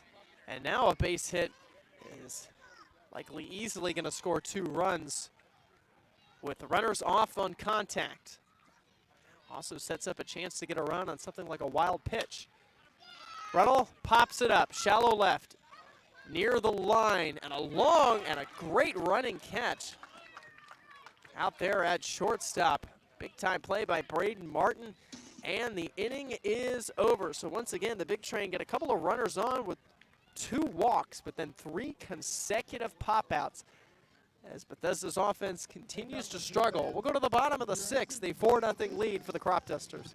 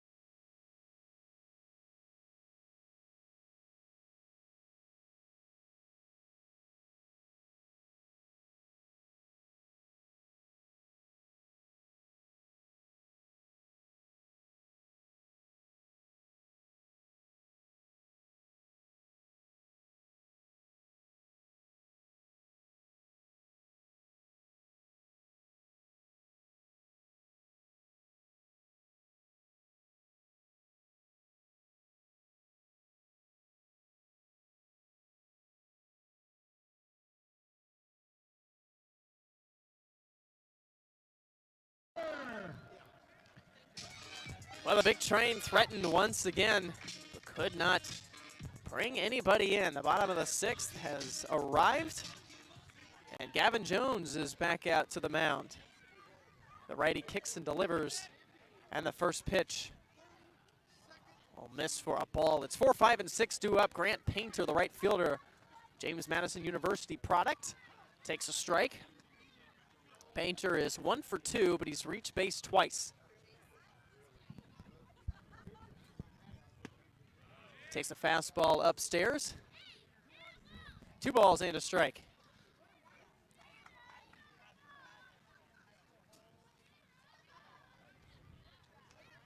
Jones working quickly again, but this one in the dirt. 3-1 on Painter, who's looking to reach for the 3rd time today.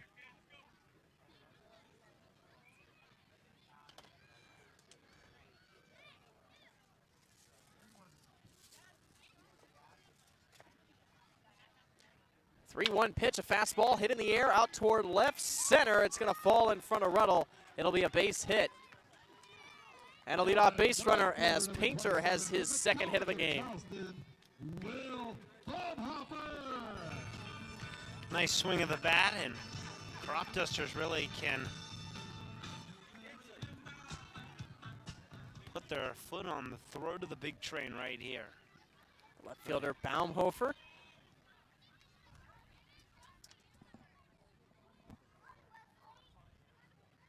A fastball, that's a called strike. Count at 0-1. Again, runner over at first, nobody out. Big Train would love to turn 2. So, congratulations. I hate to get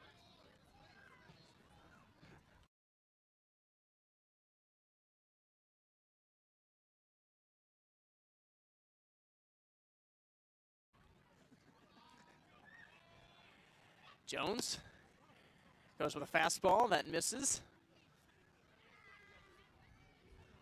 A ball and a strike.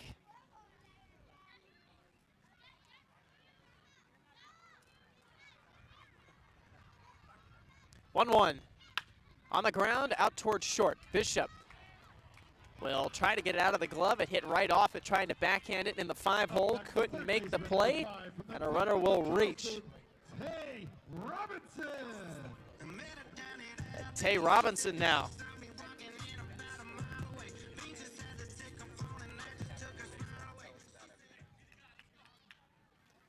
So we'll wait for an official ruling on that one. Another tough play by Bishop. Tay Robinson, though, with 2 on and nobody out. Shows bunt, drops it down, but it's foul.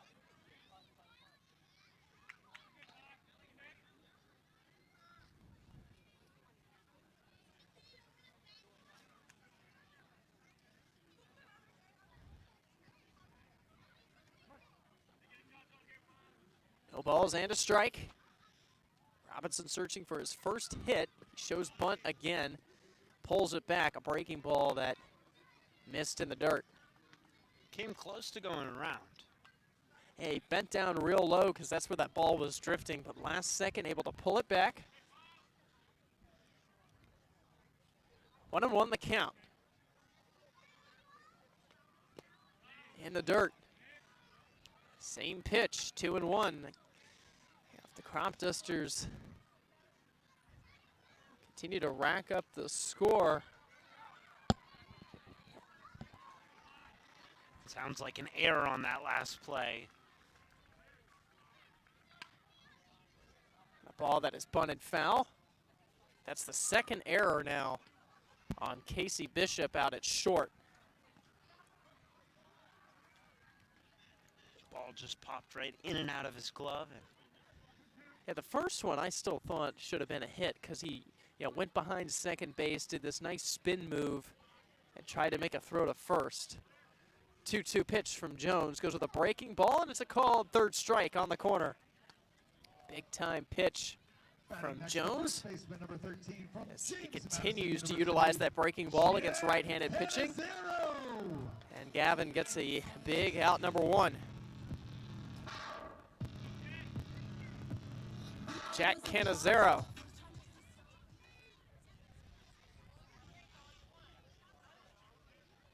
First pitch goes off speed, and it misses low for a ball.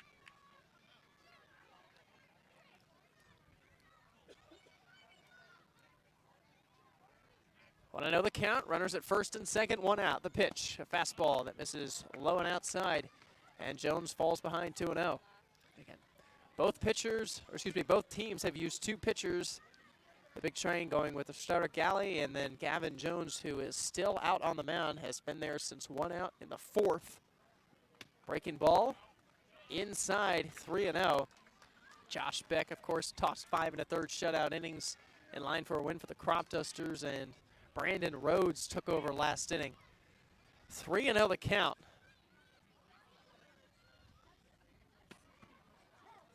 And it's a called strike on Canizero. Feels like a pivotal inning right here. I mean, we've said that before, but down 4-0, you can come back. It gets worse, it's going to be a lot tougher. Fastball, a called strike on the corner. Canizero thought it was ball 4, started to run down to first, but instead will step back in the box and get ready for a 3-2 pitch. Only one out, but we'll see if maybe the runners go here. Happens a lot with 2 strikes. They don't. On the ground out towards second. The throw over to first is going to be in time, easily made by Dixon Williams, who just takes the easy route to first instead of trying to play hero ball and make a spin throw to second. So both runners will advance. And it's up to Jake Wallman now with runners at third and second.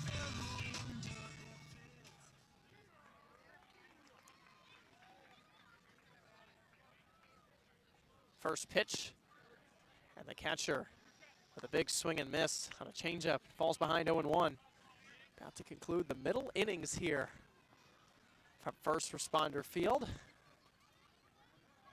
0-1, breaking ball, swung on, hit in the air, foul territory. Schiavone makes a great catch. A basket catch by the catcher turned first baseman, and the inning is over. So the Cropdusters get a couple of runners on to start off the 6th, but 3 in a row retired by the righty Jones. We're through 6, and we'll take it to the 7th, a 4-0 lead for Cropdusters baseball.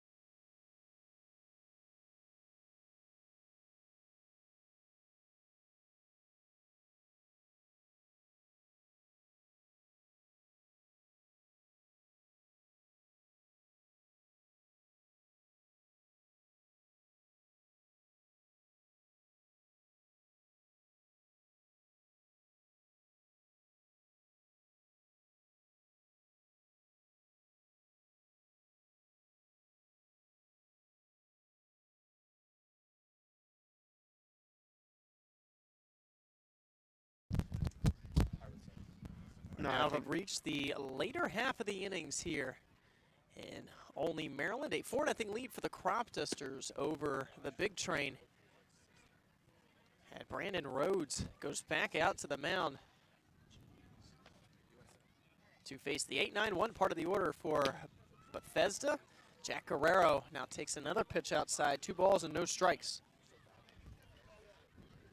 Big train down to their final 9 outs today. Hope that they could show a little bit of life as Guerrero takes a big hack at a pitch and misses. 2-1. It's been tough. These yellow uniforms overwhelming. 2-1. Swings badly on an off-speed pitch outside. 2 balls and 2 strikes. Guerrero reached on an error in his last at-bat on a sac bunt attempt. Ended up making it. Fastball upstairs, and the count goes full to 3-2.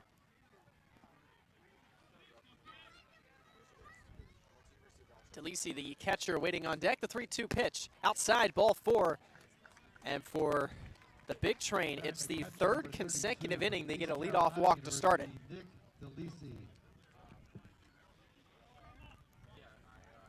Now Nick DeLisi, who hit with the bases loaded in the 5th with nobody out and started the strikeout train for Bethesda. There's a big swing and a miss. Was the first of 3 consecutive hitters to strike out swinging. 0-1 the count.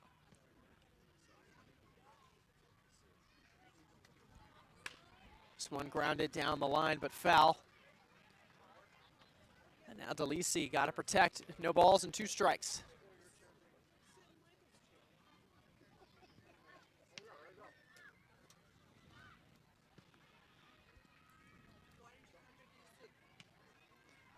Oh, 2. Like a breaking ball that missed outside.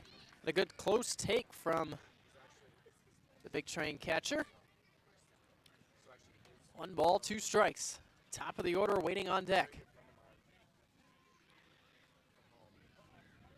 Breaking ball hung and hit in the air down the line. This one drifting and a foul ball. Again, we'll be back tomorrow at Shirley Povich Field. A 7 p.m. game for the big train as they take on the Silver Spring Tacoma T-Bolts. First time those 2 teams face off this year at Shirley Povich Field. 1-2 pitch. Fastball on the ground to 3rd. Cropdusters will try to go around the horn. They'll get the out at 2nd on the throw from Robinson. So it's a fielder's choice, and it's out number 1. Fielder number 9 from the University of North Carolina, John Long. Not a play that was going to be an easy double play. Probably had no chance, and then the throw in the dirt made it impossible. It hit slow enough down to 3rd. And not a great throw to 2nd either, kind of low. But now we're back to the top of the order. Here's John Long, who's trying to erase a brutal day so far at the plate. 0 for 3 with 3 strikeouts, all of them swinging. Shows bunt, pulls it back, and takes a cold strike on the corner. And you can tell he didn't like it, a fastball. Casey Bishop to follow.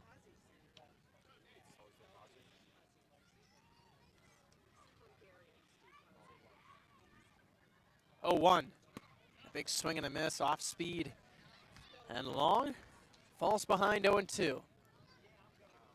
Has been very aggressive swinging the bat today. Has not come up with anything yet.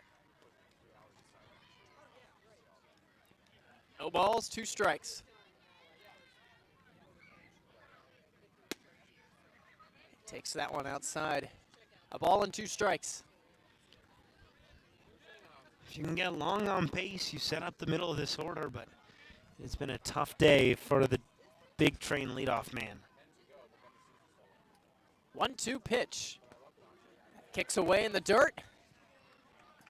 And easily going to 2nd will be DeLisi. It'll be a wild pitch. And the big train have a runner in scoring position now.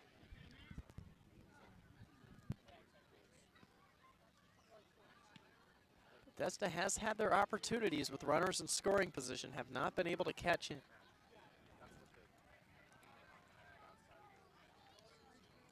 Righty steps off. Now Rhodes steps back on. Looking at 2nd, now kicks and delivers. And Long strikes out on a high fastball. It's the 4th time he has struck out in this game, all of them swinging, and all of them on that high pitch.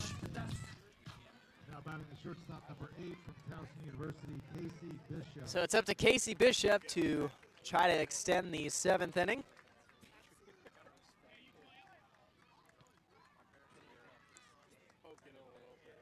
Again, a runner at 2nd. Bishop Takes the first one, a fastball outside.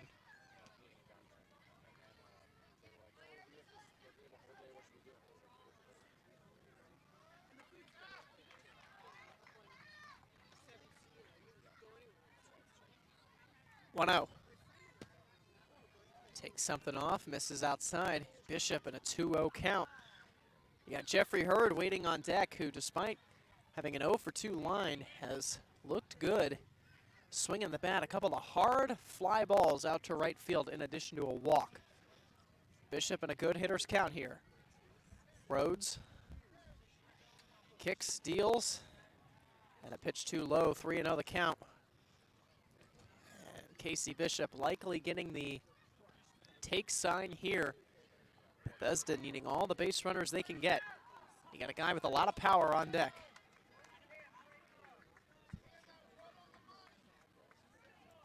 (3-0) takes it, and it's a 4-pitch walk. Casey Bishop will reach, and we'll see if the big train can finally cash in this inning. Now batting the designated hitter number 35 from Sacramento State, Jeffrey Hurd. Jeffrey Hurd, Sacramento State product, has been a force in the number 3 spot. He's been in that spot all season long, and we will have a trip out to the mound. Imagine this is going to be the end of the day as a lefty warming up in the bullpen, and the call has already been made. New pitcher coming on here in the top of the 7th with 2 outs. We'll take a break, come back, and talk about the Cropdusters' new pitcher. You are listening to Big Train Baseball on the Big Train Baseball Network.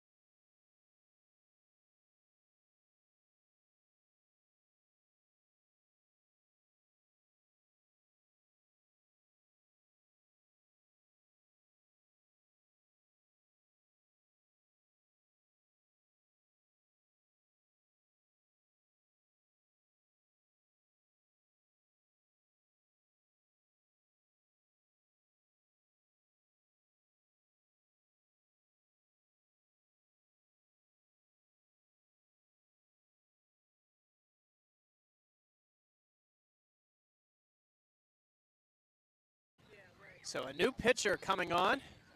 Justin Woodbury, the lefty, will take over to face the lefty Jeffrey Hurd. Good velocity with the fastball to start his at-bat off. 0-1 the count. Hurd again, a couple of long fly balls to right field to go with a walk. Still searching for that first base hit. Breaking ball hung and hit in the air to center. Just got under it again. The catch will be made, and Justin Woodbury comes on, throws 2 pitches, and gets out of the inning. So it's 7th inning stretch time here at First Responder Field. The Cropdusters still holding a 4-run lead over the Big Train. Time for the 7th inning stretch.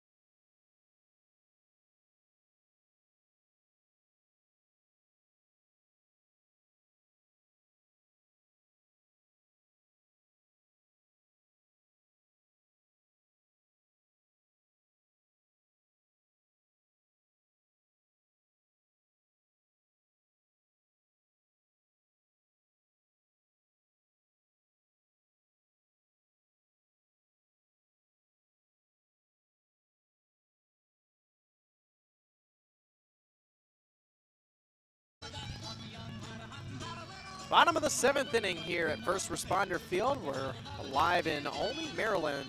The Big Train and the Cropdusters. And a new pitcher taking over for Bethesda, the right-hander Kevin Scully, making his season debut for the Big Train. 6'3" righty, standing at 200 pounds, from James Madison University. Montvale, New Jersey is his hometown, a sophomore right-hander. Again, one of the many new Big Train playing in this game. Now pitching for the Big Train, number 44, Kevin Scully. So once again, the Big Train unable to get anything across. They are being shut out. They haven't been shut out since June of last year. It'll be 9-1-2 due up here for the Cropdusters. Braden Martin, the shortstop, to lead it off. The first pitch is a fastball that's spiked in the dirt.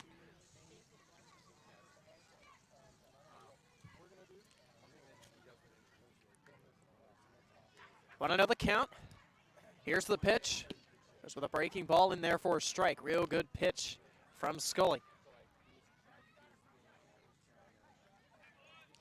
Sun begins to set here in Olney, Maryland.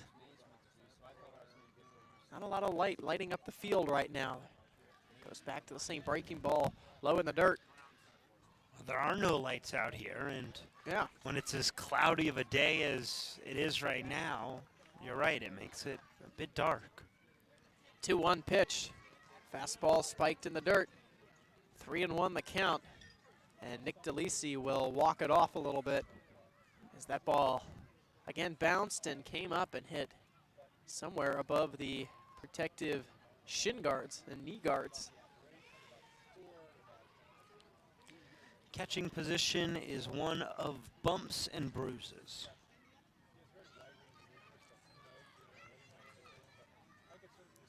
Count is 3-1. Here's the pitch. Takes something off. And a good pitch that cuts in at the knees. 3-2.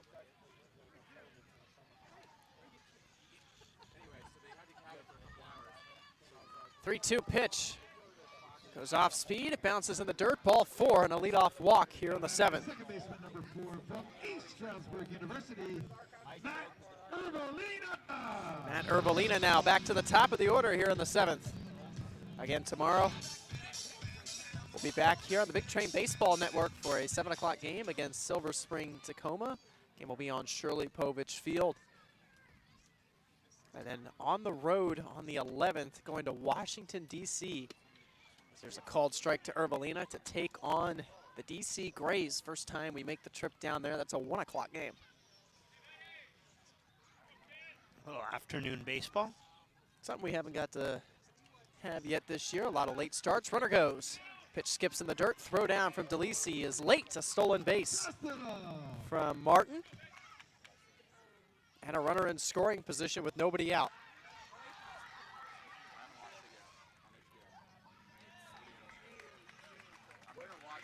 One ball, one strike. Stolen base eliminates the chance at a double play with a ground ball. 1-1. Fastball that is ruled a little too low. 2-1.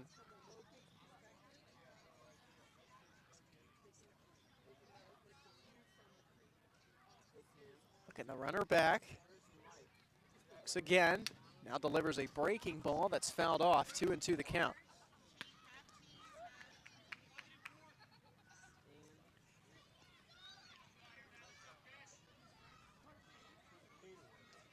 Two balls, two strikes.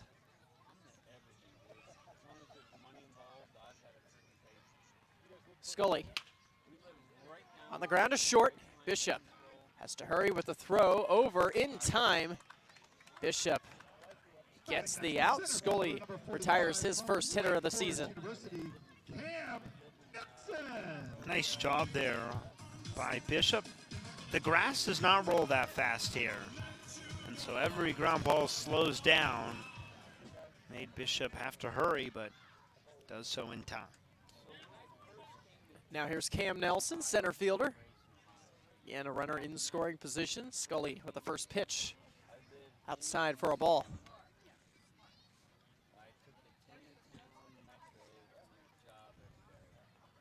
One ball, no strikes.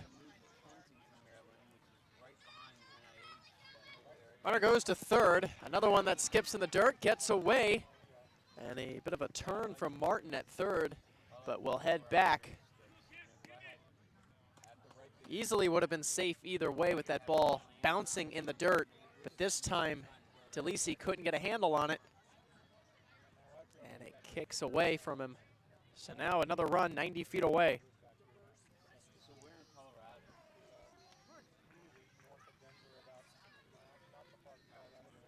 Good hitters count at 2-0. The pitch to Nelson. Bounces in the dirt. DeLisi able to keep him in front of him, though. It did pop up in the air for a bit.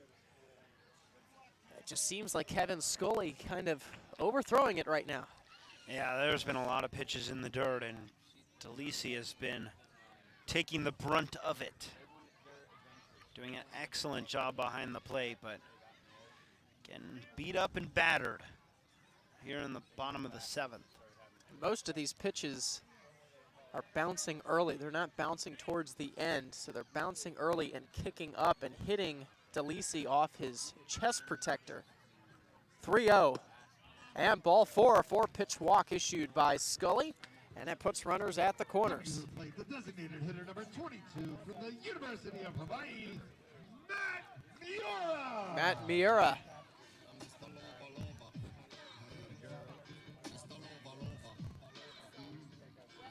The designated hitter picked up an RBI single to right field in his last at bat, but was thrown out trying to advance to second. After the throw home was not in time to get the runner, but the throw from DeLisi down to second was able to get him. Runner goes, another one that bounces in the dirt. A stolen base.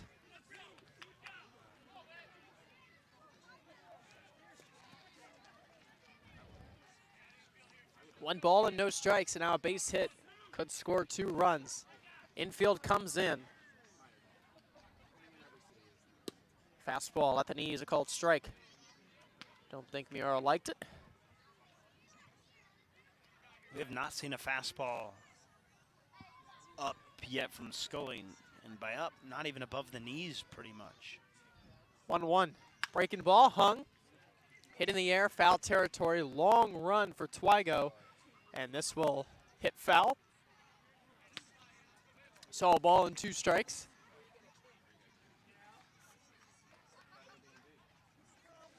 We've reached the 2-hour mark here at this game. 7:05 p.m. Eastern time. 1 ball, 2 strikes.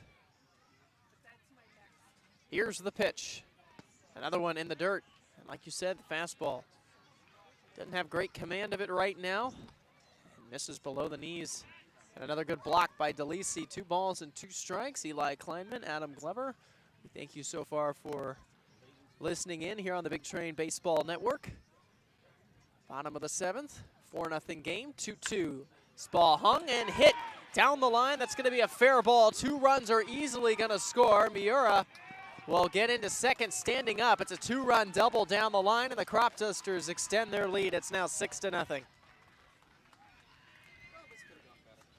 And that's the one that breaks things open. The fastball just not great command right now for Scully. Has to go to the breaking ball, has to throw for a strike. And Miro was waiting on it and drives it down the line. So now 1 out, runner at second. Painter, James Madison product, stands in. Miura dancing off second. Pitch is a fastball that misses too far inside. Pretty much, yeah.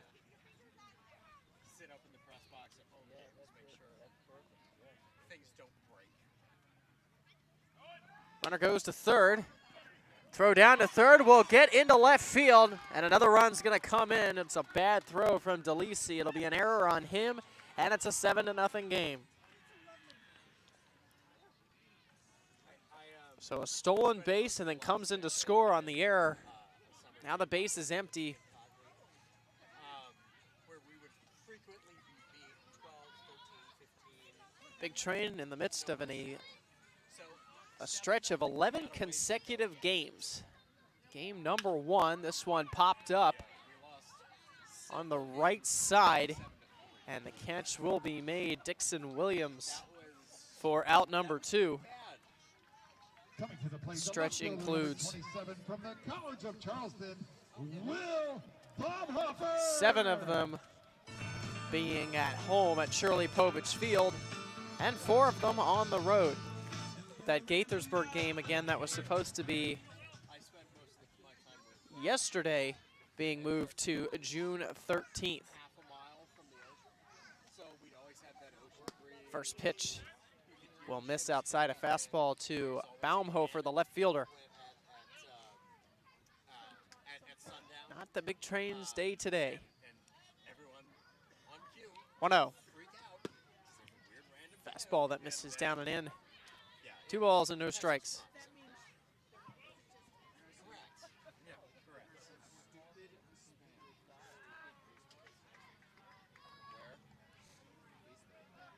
Two balls, no strikes. Good hitter's count. The pitch, Baumhofer takes a called strike. Don't think he agreed at all. A ball that looked a little outside, but Kevin Scully comes back and gets a big strike for this at-bat. 2-1. On the ground, over to first. Schiavone will throw to a covering Scully. Safe. Did not get the foot on the bag. Say it pulled him off. And now Sal Colangelo is going to come out and argue.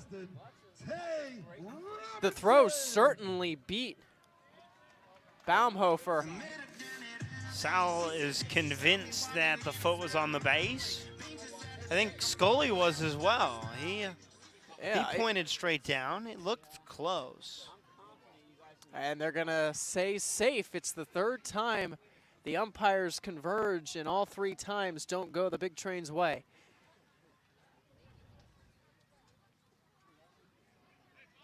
So a 2-out base runner. Tay Robinson now the 3rd baseman.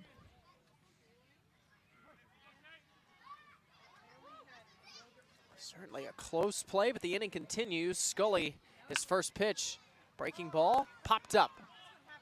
Out to first instead. Schiavone will make the call. Originally thought Williams was going to get there, but it's Schiavone who settles under it and makes the grab, and the inning is over. 3 more runs come in, though, in this inning as the Cropdusters continue to pull away. We'll go to the 8th, 7-0 Cropdusters over the big train.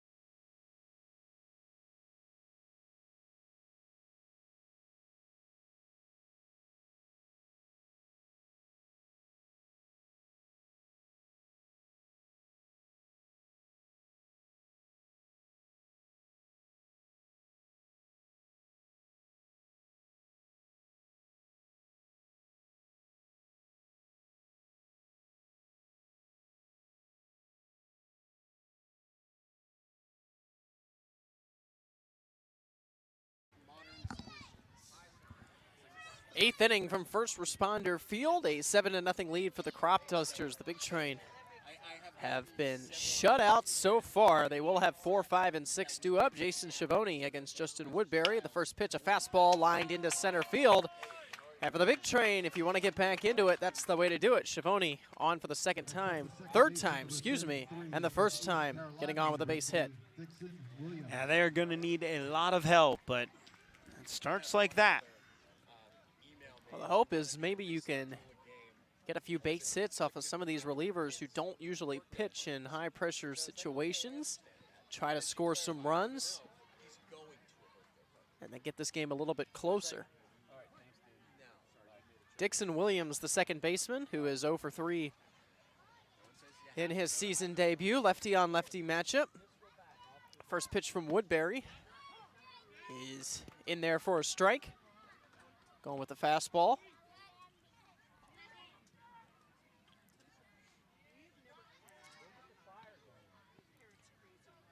0-1 the count. Middle infield at double play depth. And Williams fouls this one out of play and falls behind 0-2.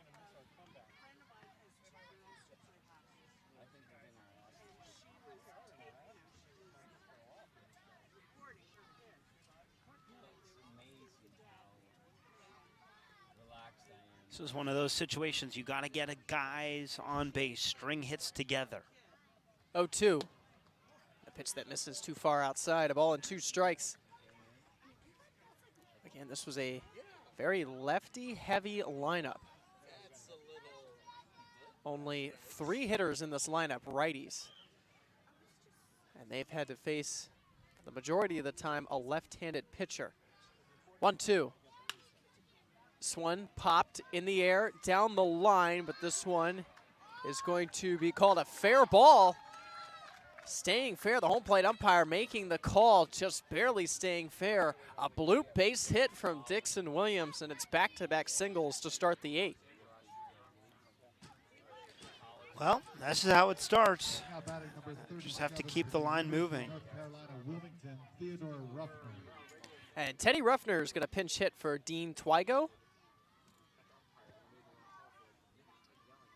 Get a guy in here who's done well swinging the stick this year. 2 on, nobody out after back-to-back base hits.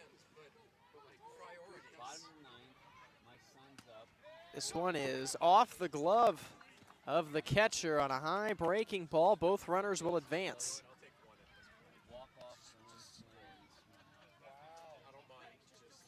Ruffner 5 for 18 on the season. 278 average, 6 RBIs. And has an opportunity to plate 2 here if he can get himself a base hit. They're not on the board. They don't put hits and errors on the board. Which, yeah. That's why Sal Colangelo, manager for the Big Train, pinch hits Ruffner in this situation. You need runs, you need base runners. And he takes this one upstairs, 2 balls and no strikes. Zeb Ruddle waiting on deck. Yeah, I didn't think so. Let's see, what do you have? Ruffner has played DH. He's been a catcher this year. 2-0. That's a wild pitch. That'll go to the backstop. Here comes Schiavone, and the Big Trainer on the board. It's a 7-1 game, and they will not be shut out tonight. Well, finally they get some offense going. But again, 10 years of 27-3. I can't play at this point. Count, I believe, is actually 3-0. So Ruffner a chance to reach. Takes it, and it's a called strike with a fastball. And with the wild pitch as well, Dixon Williams advanced to third. Again, Schiavone coming in. A 7-1 ball game now. Back in the olden days. 3-1 pitch. This one fouled off. Just a little behind a fastball, and now Teddy Ruffner has to protect. Count goes full. First base open. Again, Zeb Ruddle waiting on deck. So, and I can't really blame her for that. So, 3-2 pitch goes back with a fastball, and Ruffner fouls this one off. strong, independent woman who can do it, but wants me to take the risk.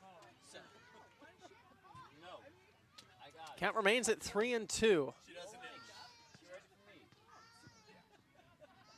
She won't admit it, but she very much. Williams over at third.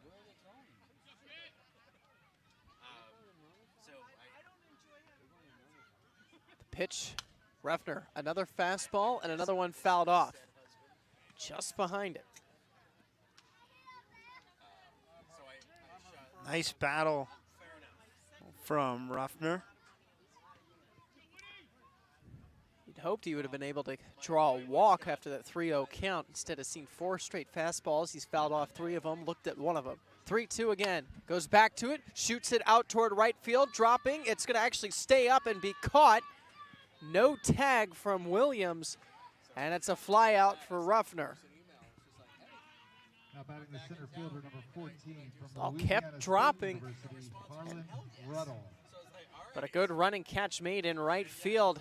That one just barely staying up. And now Zeb Ruddle with 1 out and a runner at third.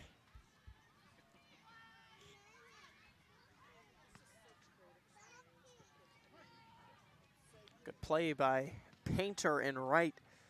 Now we'll see what Ruddle can do. Does have a base hit in this game, and he takes the first one well inside, a fastball that nearly hit him. The command has not been there as of late, but it helps when you have a 7-run cushion coming into the inning and still 6 runs to play with if you're the Cropdusters.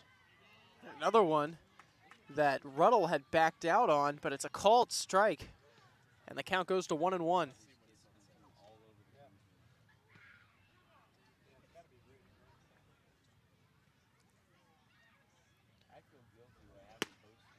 Fastball called strike again. Starting to command that pitch a little bit, Woodbury is. And now Ruddle has to protect a 1-2 count. Got to get that run in from third. 1-2, up and in. 2 balls and 2 strikes.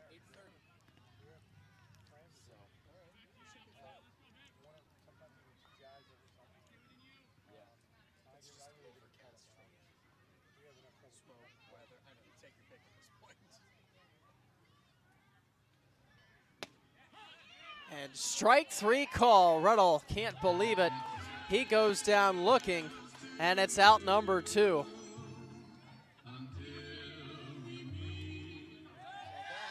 batting number 2 from Florida Atlantic University. So it's up to Lucas Phelps, another pinch hitter here, who will pinch hit for Jack Guerrero. I've been to a lot of summer games. Having to duck out of the way of a softball from a neighboring field is a new. Second pinch hitter we've seen in this inning. We'll see if Phelps can be the one to drive in the runner from third. Takes a called strike.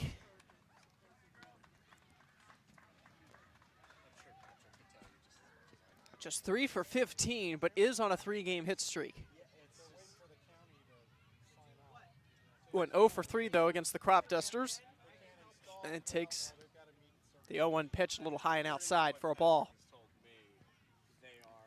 1 ball and 1 strike. So that they have to follow these regulations, and they're made out of the wrong material, so they don't fall under the regulations. And a called strike. And once the count Another fastball. Woodbury really working it. That pitch has done wonders for him so far in this inning. Phelps on a 1-2 count. Woodbury looking to limit it to just 1 run coming in. 1-2. And a fastball that misses a little high and outside. Again, 8th inning. Only Maryland. 7-1 Cropdusters. 2 balls, 2 strikes. Here's the pitch. Fastball misses too high, and the count will go full. Number 9 hitter Nick DeLisi on deck if the inning were to continue. Phelps has put some good swings on as of late, but it's a big pitch here. Walk works as well. 3-2. On the ground, slowly hit to third. Robinson has to charge. Fields the throw to first. Gets away. A run's going to come in. Phelps will go to second. The throw into second hits Phelps. He's safe. And the big train now make it a little bit closer. It's 7-2. So a bad throw allows Phelps to reach and get to second. Also allows Williams to come in. Now a trip out to the mound to check on the lefty.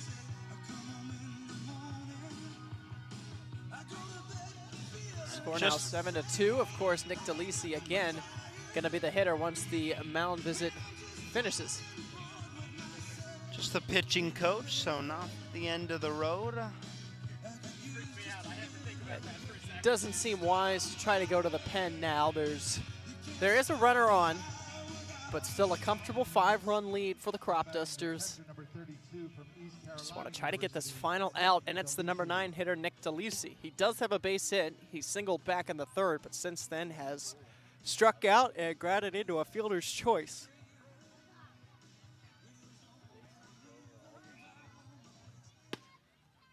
And DeLisi, I think, called a late timeout.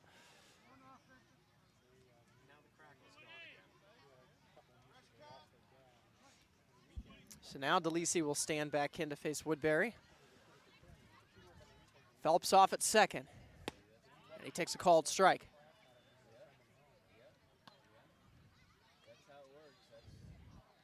Top of the order, and John Long on deck.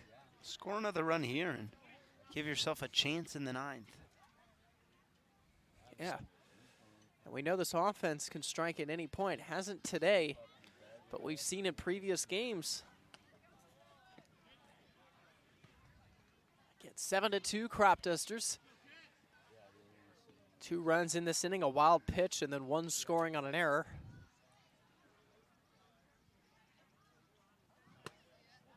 One inside. The count is 2-1.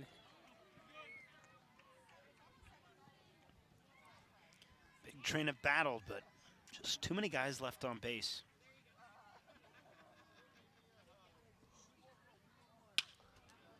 In the air, out toward shallow left field. Long run, the dive, and it is not caught. Gets away. Into scores Phelps.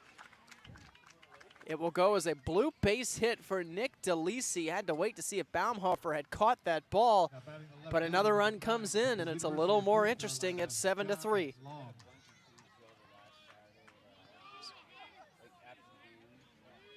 3 hits this inning. Here's a guy who would love to just put the ball in play. John Long, 0 for 4, 4 strikeouts. Takes a big swing at the high fastball and fouls it back.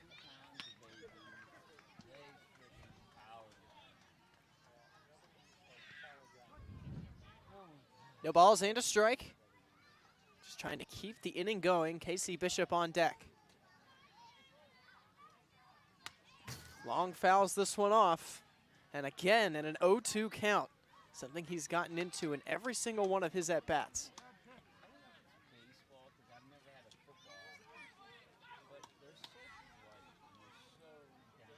No balls, 2 strikes. Goes with the high fastball and misses. That's the pitch that Woodbury's going to go with. That's the pitch he struck out on the majority of the time today. Hasn't been able to keep up with that pitch.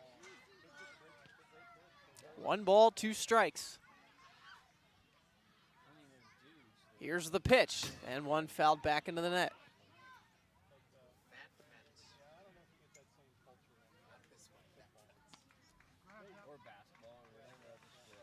The count remains 1-2. DeLisi over at first. These have been good swings from John Long. It's just a little late today. Can't keep up with the fastball. 1-2. Little popper. It's going to drop in the infield. And the shortstop will just tag the bag at second. Martin making the play. And the inning is over. So the Big Train do strike for 3 runs and leave a runner stranded over at first. We'll go to the bottom of the 8th. The Big Train make it a little bit closer, but it's still a 4-run lead for the Cropdusters.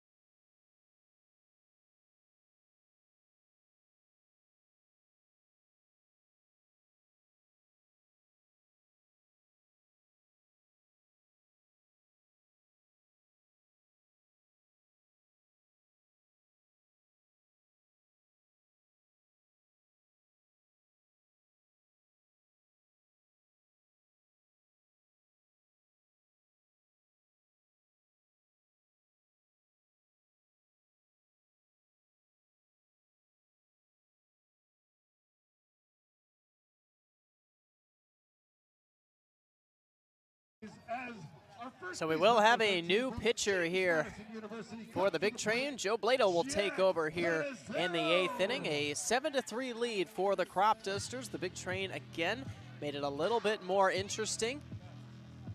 Ended up scoring 3 runs in that inning. Got one on a wild pitch, got one on an error, and then an RBI single drove in the 3rd.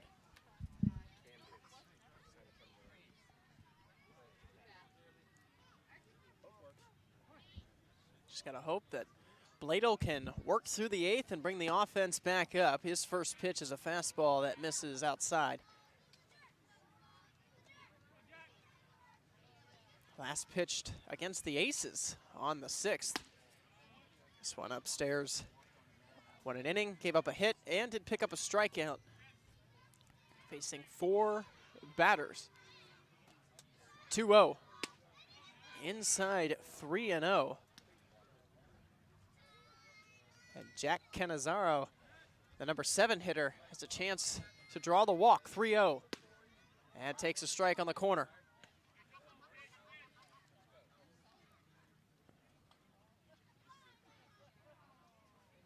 3-1 pitch.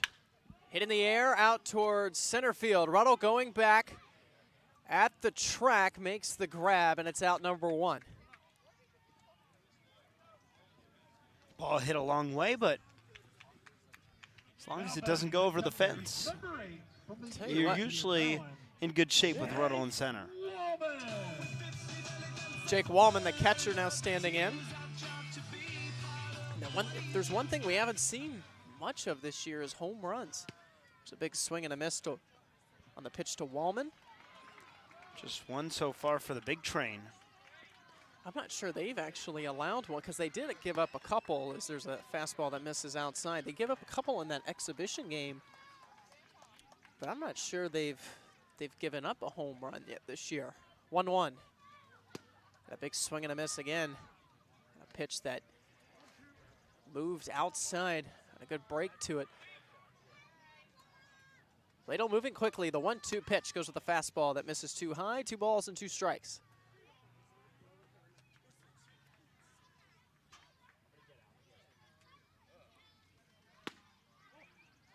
This one a little close, but doesn't get the call. 3 balls and 2 strikes. Here's the pitch. Slowly hit over to 3rd. Phelps charging. Fields throws to 1st in time. Nicely done by the 3rd baseman. Now batting the shortstop. And Phelps, who pinched hit, comes through with a good defensive play. And as well, Teddy Ruffner also stays into play in right field. And here is Braden Martin now, the shortstop. First pitch, a little low for a ball.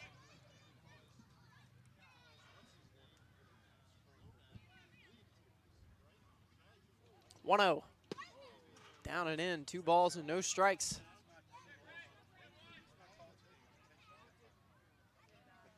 Now in a good hitter's count, the pitch to Martin. Fastball upstairs, 3 balls and no strikes. Martin looking to reach for the 3rd time today. Here's the pitch. Fastball upstairs, ball 4. 4-pitch walk here with 2 outs in the 8th. Up next, the second baseman, number 4 from East Stroudsburg University, Matt. You can hear the sound of thunder in the was? distance. There was lightning just a few seconds ago as well. Matt Ervelina now back to the top of the order. And a quick throw to 1st, runner back in time. Some darker clouds kind of to southeast of us from where we're specifically sitting. In the air, out towards center field. Ruddle going back to the track, to the wall. This one off the wall. It's a long way out there. Ruddle gets it in. Bishop cuts it off. The throw to the plate will also be cut off by Schiavone. It's an opposite field RBI double from Matt Ervelina. And it's a big insurance run for the Cropdusters, now 8-3. From Wake Forest University, Able to take advantage of the 2-out walk. Martin got a great jump, was off and running Again, on contact with 2 outs, he's got some great speed, easily able to make it. I hope you don't mind, but I'm going to turn you guys off so I can hear this guy. First one from Bladel will miss outside. 8-3 game now. Big Train on the verge of dropping their 2nd consecutive game and their 1st game on the road this year. There's a called strike to Cam Nelson, Wake Forest product.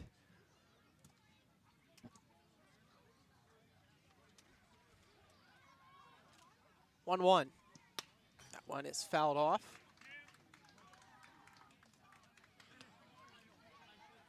Hard hit towards the Big Train dugout. Now a ball and 2 strikes.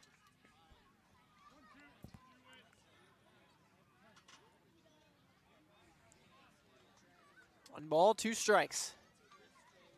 Here's the pitch. Off speed, right back to the mound. Bladel with an underhand flip to Schiavone in time, and the inning is over. The Cropdusters strike across, drive in a run. Matt Erbolina with a double to the opposite field to extend the lead. We'll go to the 9th, an 8-3 lead for the Cropdusters, who are now 3 outs away from a win. At the end of 8 innings of play, the score is Crazy. 3, Cropdusters.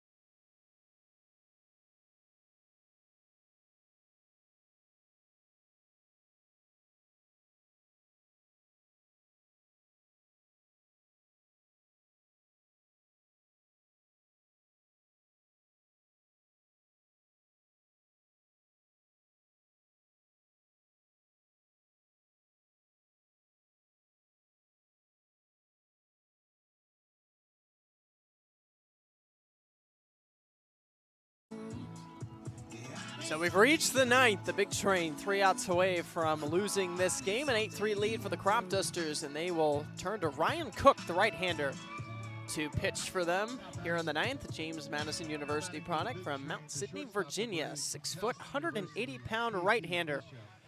Has to go through a tough part of the order, though. 2, 3, and 4 due up. Casey Bishop, Jeffrey Hurd, and Jason Schiavone as the Big Train trail by 5 here in the 9th. First pitch. Fastball that misses outside. Has to start with base runners. It is not a one swing of the bat type of deal at this point. 1-0. In the dirt, 2 balls and no strikes. So Bishop immediately getting himself into a good hitter's count.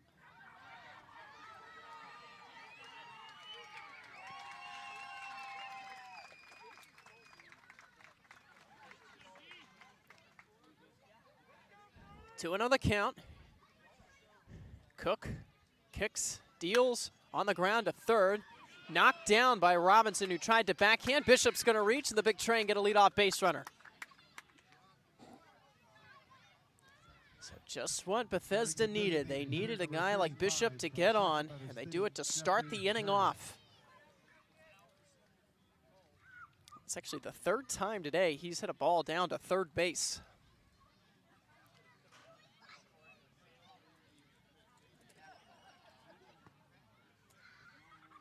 So now here's Jeffrey Hurd. 3 flyouts to go with a walk for the number 3 hitter. First pitch. Low and outside for a ball. And her just missing some of these pitches, these flyouts. Hitting the ball really hard at the moment. The first two especially, hard line drives to right. The last one was a breaking ball. He just got under and flew it to center. 1-0 pitch. Down and in, 2 balls and no strikes.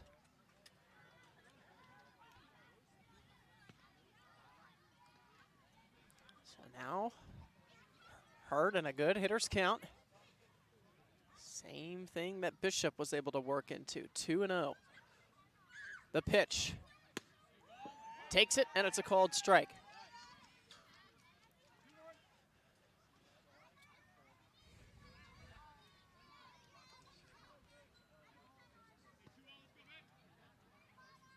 Two and one the count. Here's the pitch.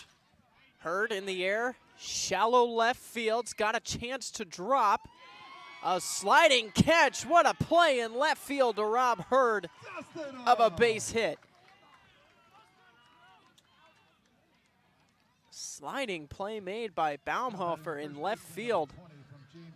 And Jeffrey Hurd was looking at a bloop base hit, but instead out number 1. A really nice play, and it takes a lot of momentum away from the big train. Here's Jason Schiavone. He's been kind of the big bright light for the big train today offensively. He's got a base hit. He's got a couple of walks. He takes a breaking ball for a strike.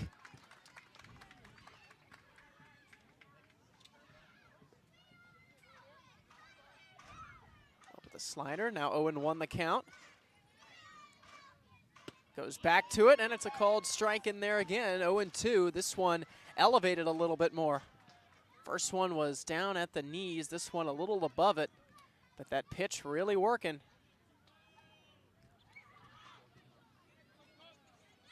No balls, 2 strikes on Schiavone.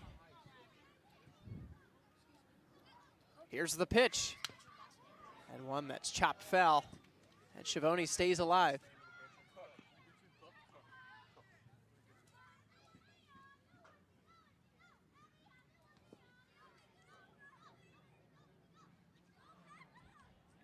Giving the umpire a chance to kind of walk around and a brief trip out to the mound. As Jake Wallman went to go talk to Ryan Cook. No balls and 2 strikes. 1 out, runner at first. Schiavone trying to keep the line moving. Here's the pitch. On the ground, or line drive rather, right back to the mound, knocked down, and the throw to first is gonna be in time on a ball that looked like it was gonna ground right up the middle. A liner that went back to the mound and ended up getting knocked down by Cook, and the big trainer down to their final out. That's a really nice play. Just stick the glove out, get the deflection, and sometimes you have to get a little lucky about where that ball goes, but it stayed right at his feet and able to make the play. And what's big is the big train could have had the bases loaded right here on 3 straight hits. Instead, it's a runner at second, 2 outs, and it's up to Dixon Williams to try to keep the game going. First pitch in the dirt, kicks away a little bit, but no advance, the ball and no strikes.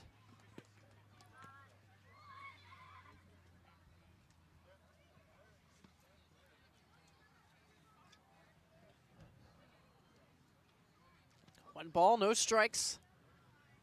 Williams just has to try to get on.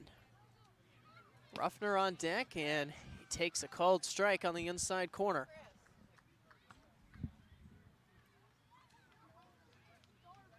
One ball, 1 strike.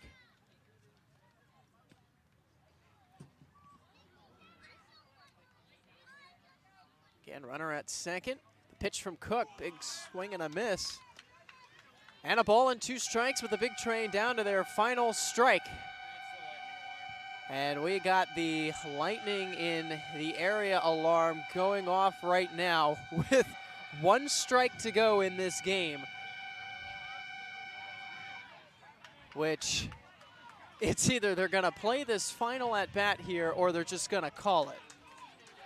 But it looks like they're gonna play it. Ryan Cook to Dixon Williams. 1-2 pitch. Takes it outside, 2 balls and 2 strikes. It's a race against the rain. It's a race against the night. 2 balls, 2 strikes. Williams. Here's the pitch from Cook. Fastball upstairs, and the count will go full, 3-2.